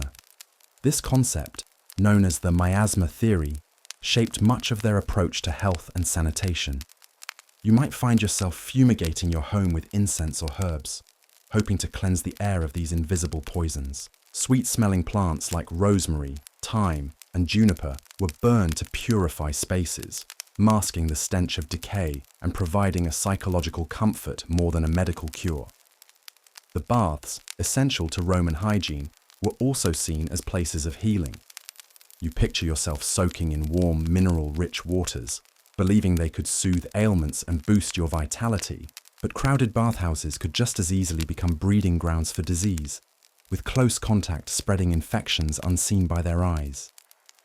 When sickness appeared, a variety of remedies were prescribed, some based on observation, others on tradition or superstition. Physicians recommended diets, bloodletting, or herbal potions, often mixed with aromatic substances to mask bitterness. Garlic, honey, and vinegar appeared frequently in treatments, prized for their supposed healing properties. One bizarre but common practice involved the use of animal products believed to have magical powers. For example, dried lizard or bat powders were sometimes mixed into medicines, believed to ward off evil spirits or balance bodily humors. These odd ingredients speak to a time when medicine straddled the line between science and ritual. The Romans also turned to religion and magic. Temples dedicated to gods like Asclepius, the god of healing, were centers where supplicants sought divine intervention. Amulets, charms, and spells were worn or recited to protect individuals from disease and misfortune. You might envision a priest chanting prayers while burning incense, invoking protection against unseen enemies. Microbes, though unrecognized, were very much feared.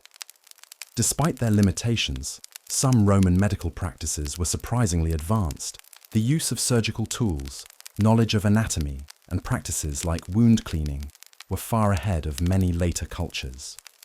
But the absence of germ theory meant sanitation-related illnesses remained rampant. The urban environment exacerbated these problems.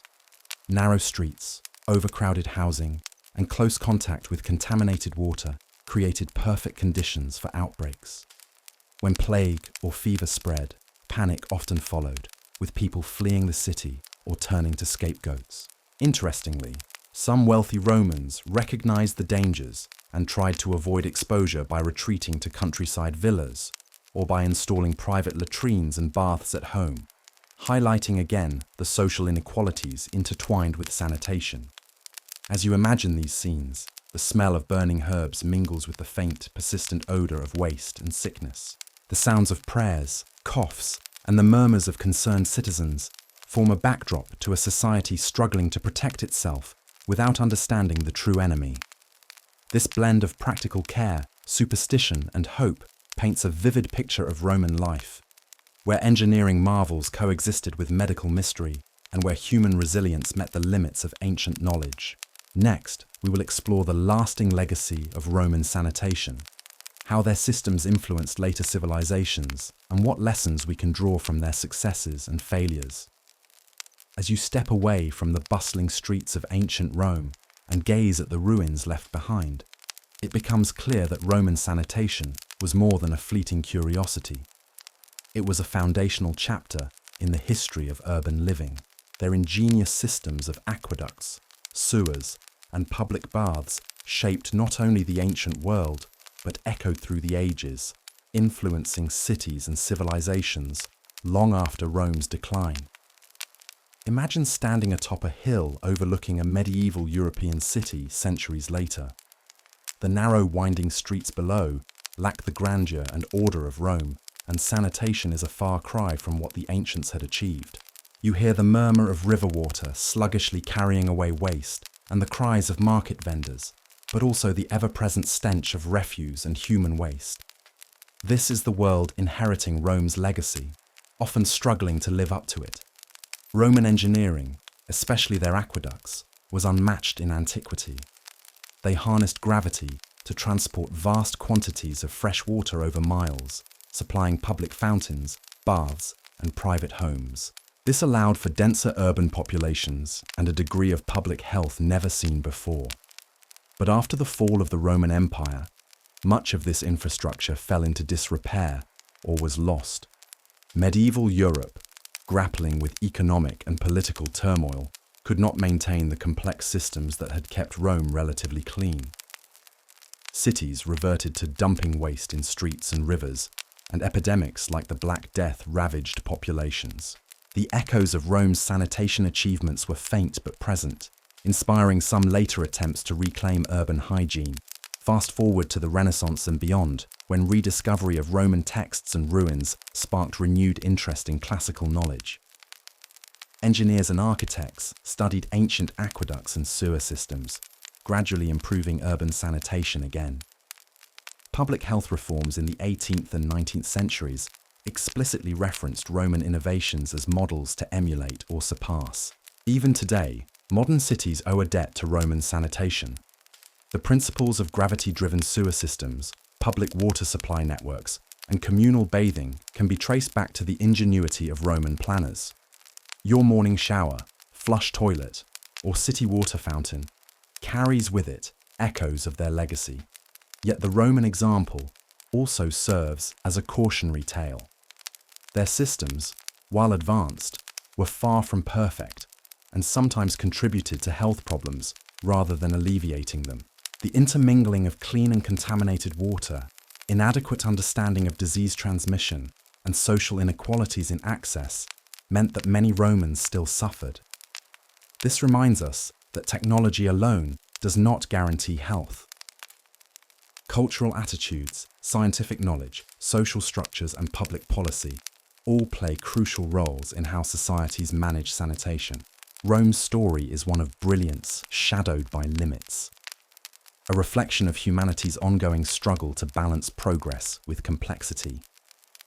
As you reflect on this, you might picture the Roman sewer workers you met earlier, laboring beneath the city's streets. Their efforts kept Rome functioning but went largely unrecognized, just as sanitation workers today often remain unseen despite their vital roles. Finally, the legacy of Roman sanitation invites us to appreciate the invisible infrastructure that supports our lives. Clean water and effective waste management are modern miracles that we often take for granted, but have roots reaching back 2 millennia.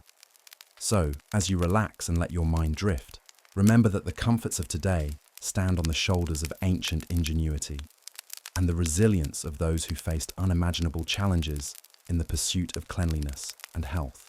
Next, we will journey back to explore another fascinating and less discussed aspect of Roman life that reveals just how complicated and surprising their world could be.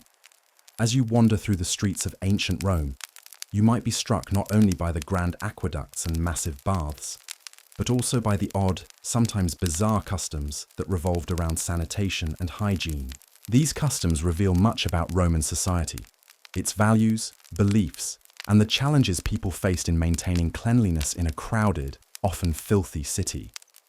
First, consider the public latrines, which were quite different from anything we're used to. Imagine stepping into a large stone room with rows of seats, sometimes carved directly into stone benches, with no privacy partitions whatsoever. Here, you are expected to sit side by side with strangers, conducting your business while engaging in casual conversation or exchanging gossip. This communal aspect might seem strange or even uncomfortable to you now, but for Romans, it was perfectly normal. What's even more unusual is the tool they used instead of toilet paper, the tursorium. This was essentially a sponge attached to a stick, kept in a bucket of vinegar or salt water for cleaning after defecation. Picture dipping this shared sponge into a communal bucket, then passing it to the next person. The thought alone might make your skin crawl, but Romans considered it a hygienic method. However, it likely spread bacteria and diseases instead of preventing them. Moving beyond latrines, the Roman baths were social hubs where hygiene mixed with leisure, politics, and even business. Baths were not just places to clean yourself, but to relax, exercise, and meet others. Still, the hygiene practices there could be peculiar. For instance, instead of soap, bathers often used strigils, curved metal scrapers, to remove dirt and oil from their skin. You can imagine the sensation of scraping oily grime off your body with a blunt metal tool, which might be oddly satisfying or rather uncomfortable. There was also the practice of using urine as a cleaning agent.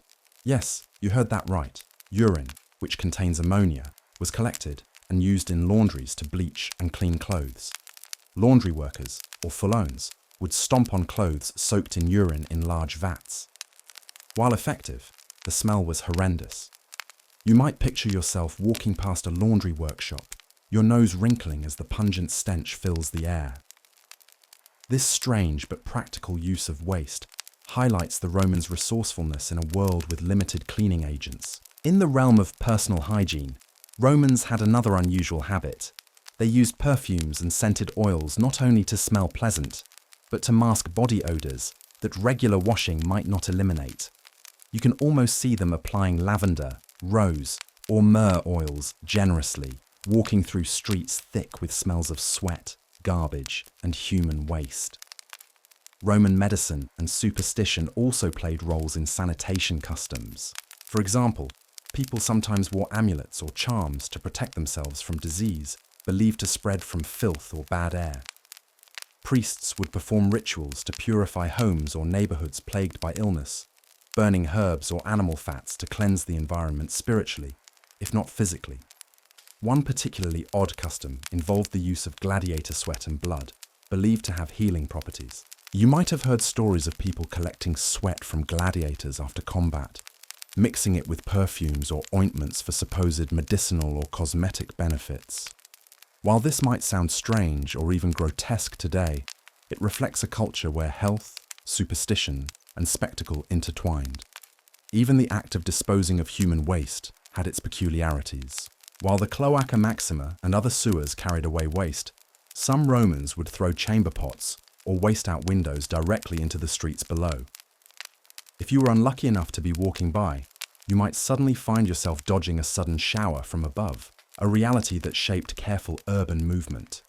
Finally, the social stigma surrounding sanitation workers was intense. Despite their vital role in maintaining the city's hygiene, these laborers were often marginalized and considered low status, their work viewed as dirty and dishonorable. Yet without them, the entire city would be engulfed in filth and disease. As you reflect on these strange customs, you see a city where hygiene was a constant battle, shaped by necessity, tradition, and human creativity. The smells, sights, and social practices around sanitation reveal a world both alien and surprisingly familiar. A society wrestling with cleanliness long before modern science could offer clear answers.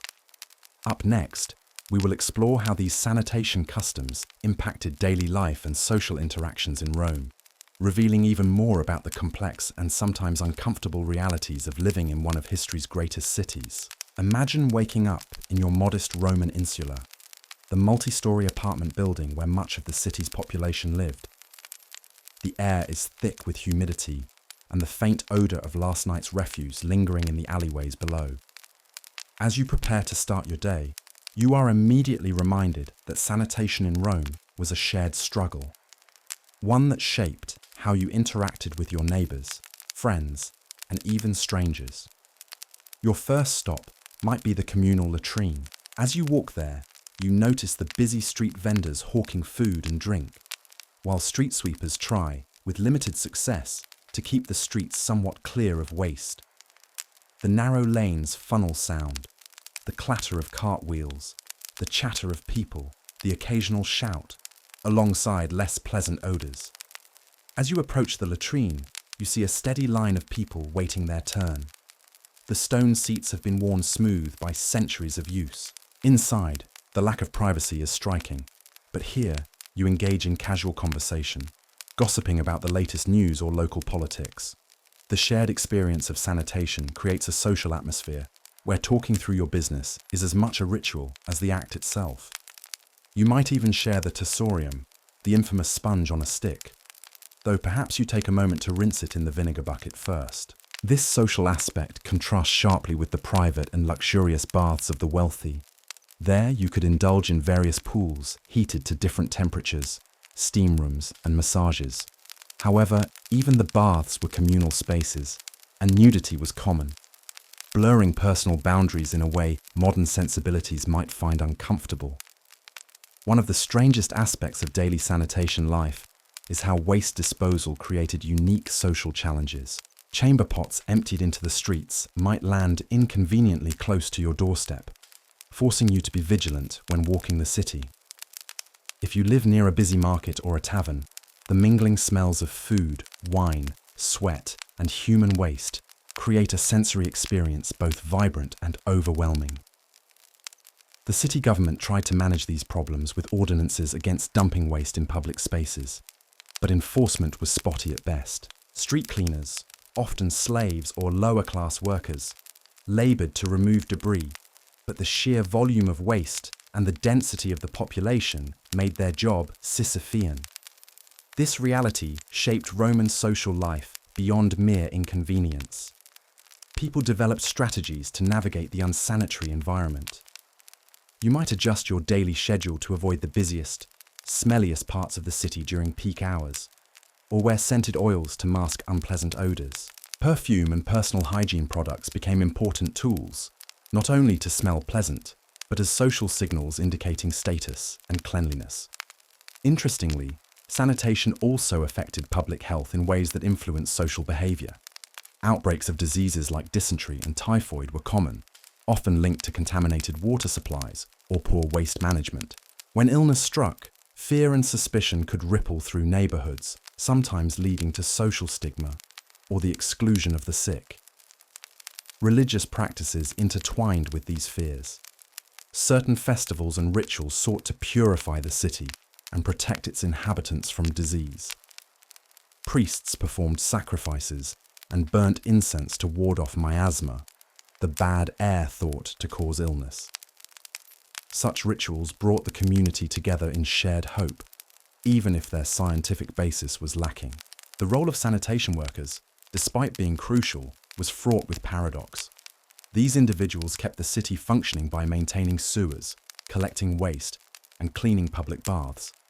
Yet, they were often shunned socially, their labor considered distasteful.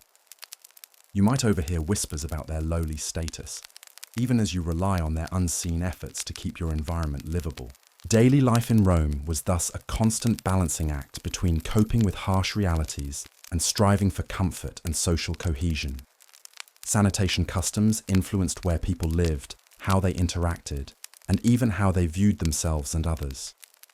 They shaped a city where the extraordinary engineering feats of aqueducts and sewers met the messy, often unpleasant human realities of waste, odour, and disease. As you settle into the evening, perhaps preparing for a visit to the baths or a quiet dinner, you might reflect on how sanitation defined so much of Roman urban life, both its ingenuity and its imperfections. It's a reminder that cleanliness, health, and social order are deeply interconnected, and that even in a civilization famed for its advances, sanitation was an ongoing challenge. Next, we will delve deeper into the fascinating world of Roman bathing rituals, uncovering more surprising and intimate details about how the ancients managed their hygiene, socialized, and even negotiated status within these steamy communal spaces. As the sun climbs higher, the call of the Roman baths becomes irresistible, inviting you to experience one of the city's most complex and intriguing social rituals. The baths, or thermae, were more than just places to wash. They were centers of community life, relaxation, and even political maneuvering. But behind the steamy allure lay an environment full of contradictions. A place where hygiene efforts coexisted with risks of illness and bizarre customs that might surprise you. Picture yourself approaching a massive public bath complex, its grand facade adorned with statues and mosaics. The noise of bustling crowds, the scent of warm oils mingling with the faint odor of sweat and unwashed bodies, fills the air. As you enter, you step into a world of marble pools, heated rooms, and social mingling, where bathing was as much about connection as cleanliness. The bathing process itself was a carefully orchestrated routine. First, you would start in the apoditerium, the changing room, where you'd store your belongings in niches or hand them to slaves. Here, the chatter of patrons fills the air, as you and your fellow Romans prepare for the ritual ahead. Unlike today's private showers, Roman bathing was a public spectacle. There was no shame in nudity, and social barriers often dissolved. Next, you move through a series of rooms, beginning with the tepidarium, a warm room meant to prepare your body. The gradual heating was designed to open pores and relax muscles, but it also served a hygienic purpose, softening the skin to make dirt easier to remove. Then comes the caldarium, the hot room, filled with steamy air heated by a hypocaust system beneath the floors. Imagine the intense heat and humidity enveloping you, beads of sweat forming as your skin glistens. Bathers would sometimes use strigils, curved metal scrapers, to scrape away the accumulated grime and oil, a method far different from modern soap and water, but effective for their time. This scraping could be uncomfortable or even painful, but it was a vital part of the ritual. Following the caldarium, you might plunge into the frigidarium, a cold pool that jolted your system, closing pores and invigorating the body. The sudden chill was refreshing, but also risky. Exposure to extreme temperature changes could weaken an already taxed immune system, especially given the unsanitary conditions elsewhere. Throughout the baths, you notice that despite the communal washing, diseases still spread. The water, often not frequently changed, could harbour bacteria. Close contact among bathers, sharing tools like strigils or towels, and the crowded spaces meant that infection was a real concern. The very places meant to cleanse could inadvertently become breeding grounds for illness. But the baths were about more than hygiene. They were social hubs where you might meet friends, discuss business, or hear the latest political gossip. Philosophers, poets, and politicians mingled with merchants and slaves. The openness fostered a unique blend of social equality and stratification. While everyone bathed, some areas were reserved for the elite, and displays of wealth through jewelry or fine oils were common. One peculiar custom involved the use of scented oils and perfumes. Since soap was rarely used, bathers relied heavily on aromatic oils applied before or after bathing to mask odors and soften skin. These oils could be expensive, signaling wealth and taste. You can imagine the mingling scents of lavender, rose, and myrrh, creating a heady atmosphere. masking the less pleasant odors of the city outside. Another strange but common practice was the use of communal sponges or cloths to wipe sweat and dirt. Sharing these items might seem unhygienic today, but it was part of the collective ritual. Some bathers even brought their own strigils or towels, both as a status symbol and a health precaution. The baths also featured other amenities: exercise yards, libraries, gardens, and even snack bars. This blend of leisure and hygiene made the baths a cornerstone of Roman life, a place to rejuvenate body and mind despite the constant risk of disease. The sanitation challenges of the baths extended beyond personal hygiene. The facilities required massive amounts of water, supplied by aqueducts, and complex sewage systems to drain used water and waste. Despite engineering marvels like the Cloaca Maxima, the sheer volume of users meant that some waste inevitably contaminated public spaces. Yet, Romans tolerated these risks for the social and restorative benefits. The baths offered a daily escape from the harsh realities of city life: the noise, the filth, the crowds. In the steam and warmth, you could momentarily shed your worries and partake in a ritual that united people across social classes. Reflecting on this, you might feel a strange mix of admiration and relief. Admiration for the Romans' ingenuity and social spirit, and relief that modern sanitation and bathing have advanced so far since then. As we prepare to move on, next we will explore the darker side of Roman sanitation, how their waste disposal systems, despite their engineering brilliance, sometimes failed catastrophically, affecting public health in alarming ways. Imagine walking through the bustling streets of ancient Rome, confident in the grand engineering marvels designed to keep the city clean and healthy. The Cloaca Maxima, one of the oldest sewage systems in the world, was meant to drain waste and stormwater away from the crowded city. But even the most impressive infrastructure could fail, sometimes disastrously, turning sanitation from a marvel into a nightmare.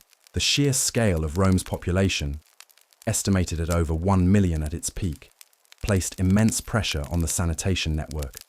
While aqueducts delivered fresh water with astonishing reliability and public latrines provided shared facilities, waste disposal was a constant challenge.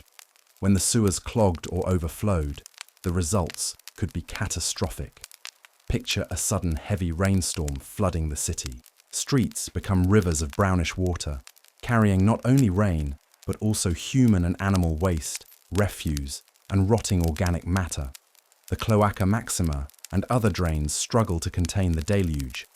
Overflow spills into homes, shops, and public spaces, turning the city's arteries into open sewers. This flooding wasn't just a disgusting inconvenience, it posed serious health risks. The mixture of water and waste created breeding grounds for bacteria and parasites, spreading diseases like dysentery, typhoid, and even outbreaks of what we might now identify as cholera. The lack of understanding about germs meant Romans often blamed miasma, or bad air, which led to religious and superstitious attempts at purification rather than effective sanitation solutions. Even without storms, the accumulation of waste in narrow alleys and near public latrines could pollute water sources. Wells sometimes became contaminated, forcing people to rely on aqueducts or fountains, which themselves were vulnerable to contamination if maintenance lapsed. Imagine being a resident near a malfunctioning sewer outlet. The constant stench of waste mingles with the summer heat, creating an unbearable atmosphere. Flies buzz relentlessly, attracted by the filth. Walking through the neighborhood, you must carefully avoid puddles of stagnant, foul-smelling water, knowing that a careless step could mean exposing yourself to disease. At times, public officials attempted emergency measures. Workers, often slaves or low-status laborers, were dispatched to clear blockages and clean streets, though their efforts were hampered by limited technology and resources. Public health campaigns were rudimentary, focusing on keeping refuse out of the streets and encouraging personal hygiene where possible. Yet social inequalities influenced who suffered most. The poor lived in crowded insulae with limited access to clean water and shared, poorly maintained latrines. Their risk of falling ill was significantly higher than that of wealthy citizens, who enjoyed private baths and latrines, as well as better drainage. These failures in sanitation infrastructure and practice fed a cycle of disease and death that the Romans struggled to break. Epidemics periodically swept through the city, reducing the population and causing widespread fear. The consequences rippled through society.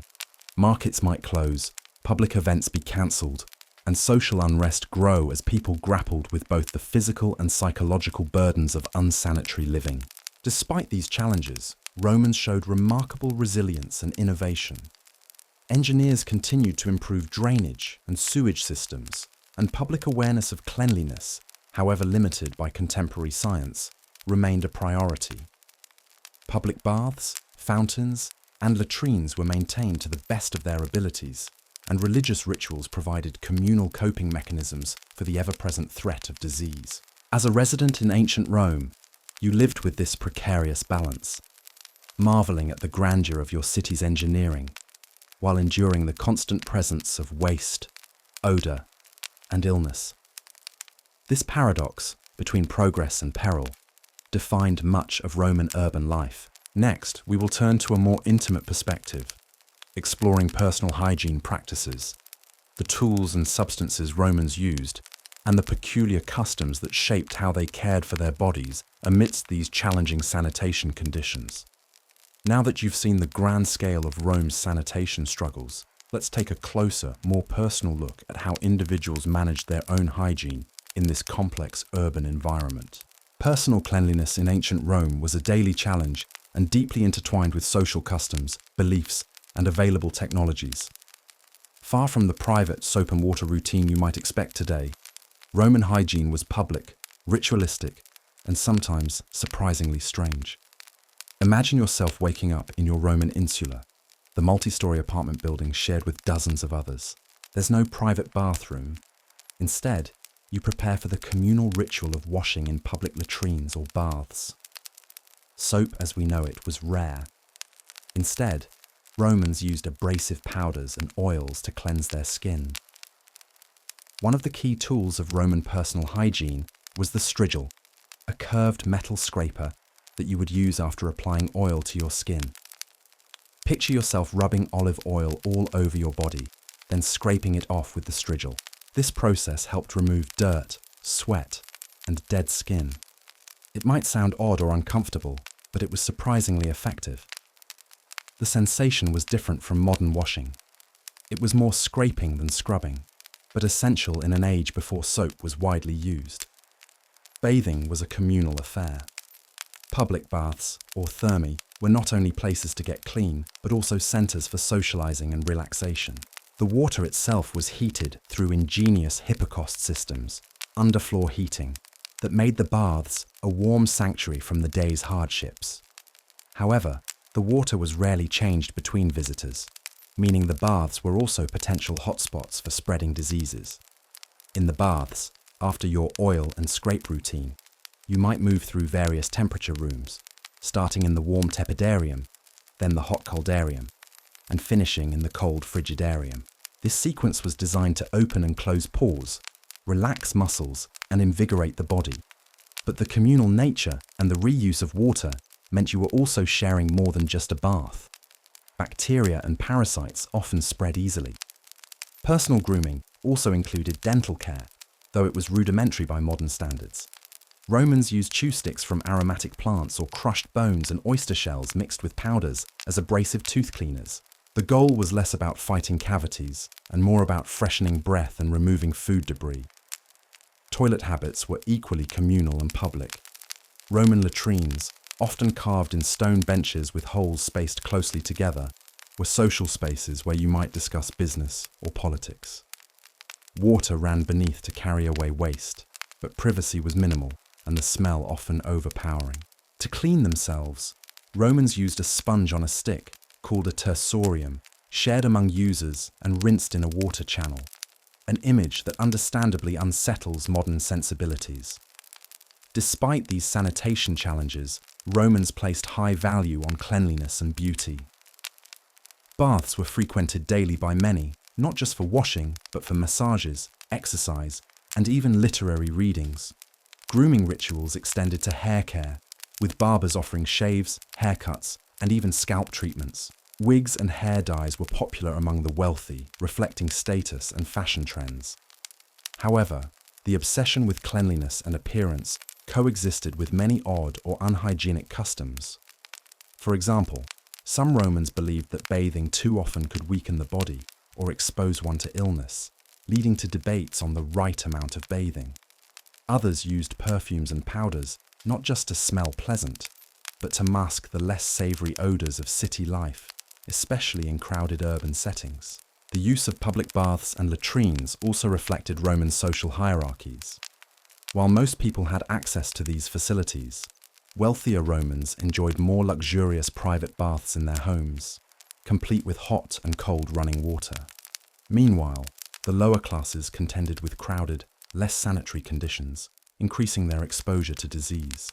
Despite all these complexities and contradictions, personal hygiene rituals gave Romans a sense of control and dignity amidst the daily challenges of urban living. The routines, the tools, and the social customs formed an essential part of life, an effort to impose order, cleanliness, and comfort in a world where sanitation was far from perfect. As you reflect on this, you might appreciate just how far modern sanitation and hygiene have come. The rituals that once involved scraping oil from your skin with a metal tool, sharing sponges on sticks, and bathing in reused water now seem strange or even alarming. Yet they reveal a society striving for cleanliness, health, and social connection, despite the obstacles. Next, we will delve into how these sanitation and hygiene practices influenced Roman medical knowledge and public health policies, what they understood about disease, and how sanitation shaped their responses to health crises.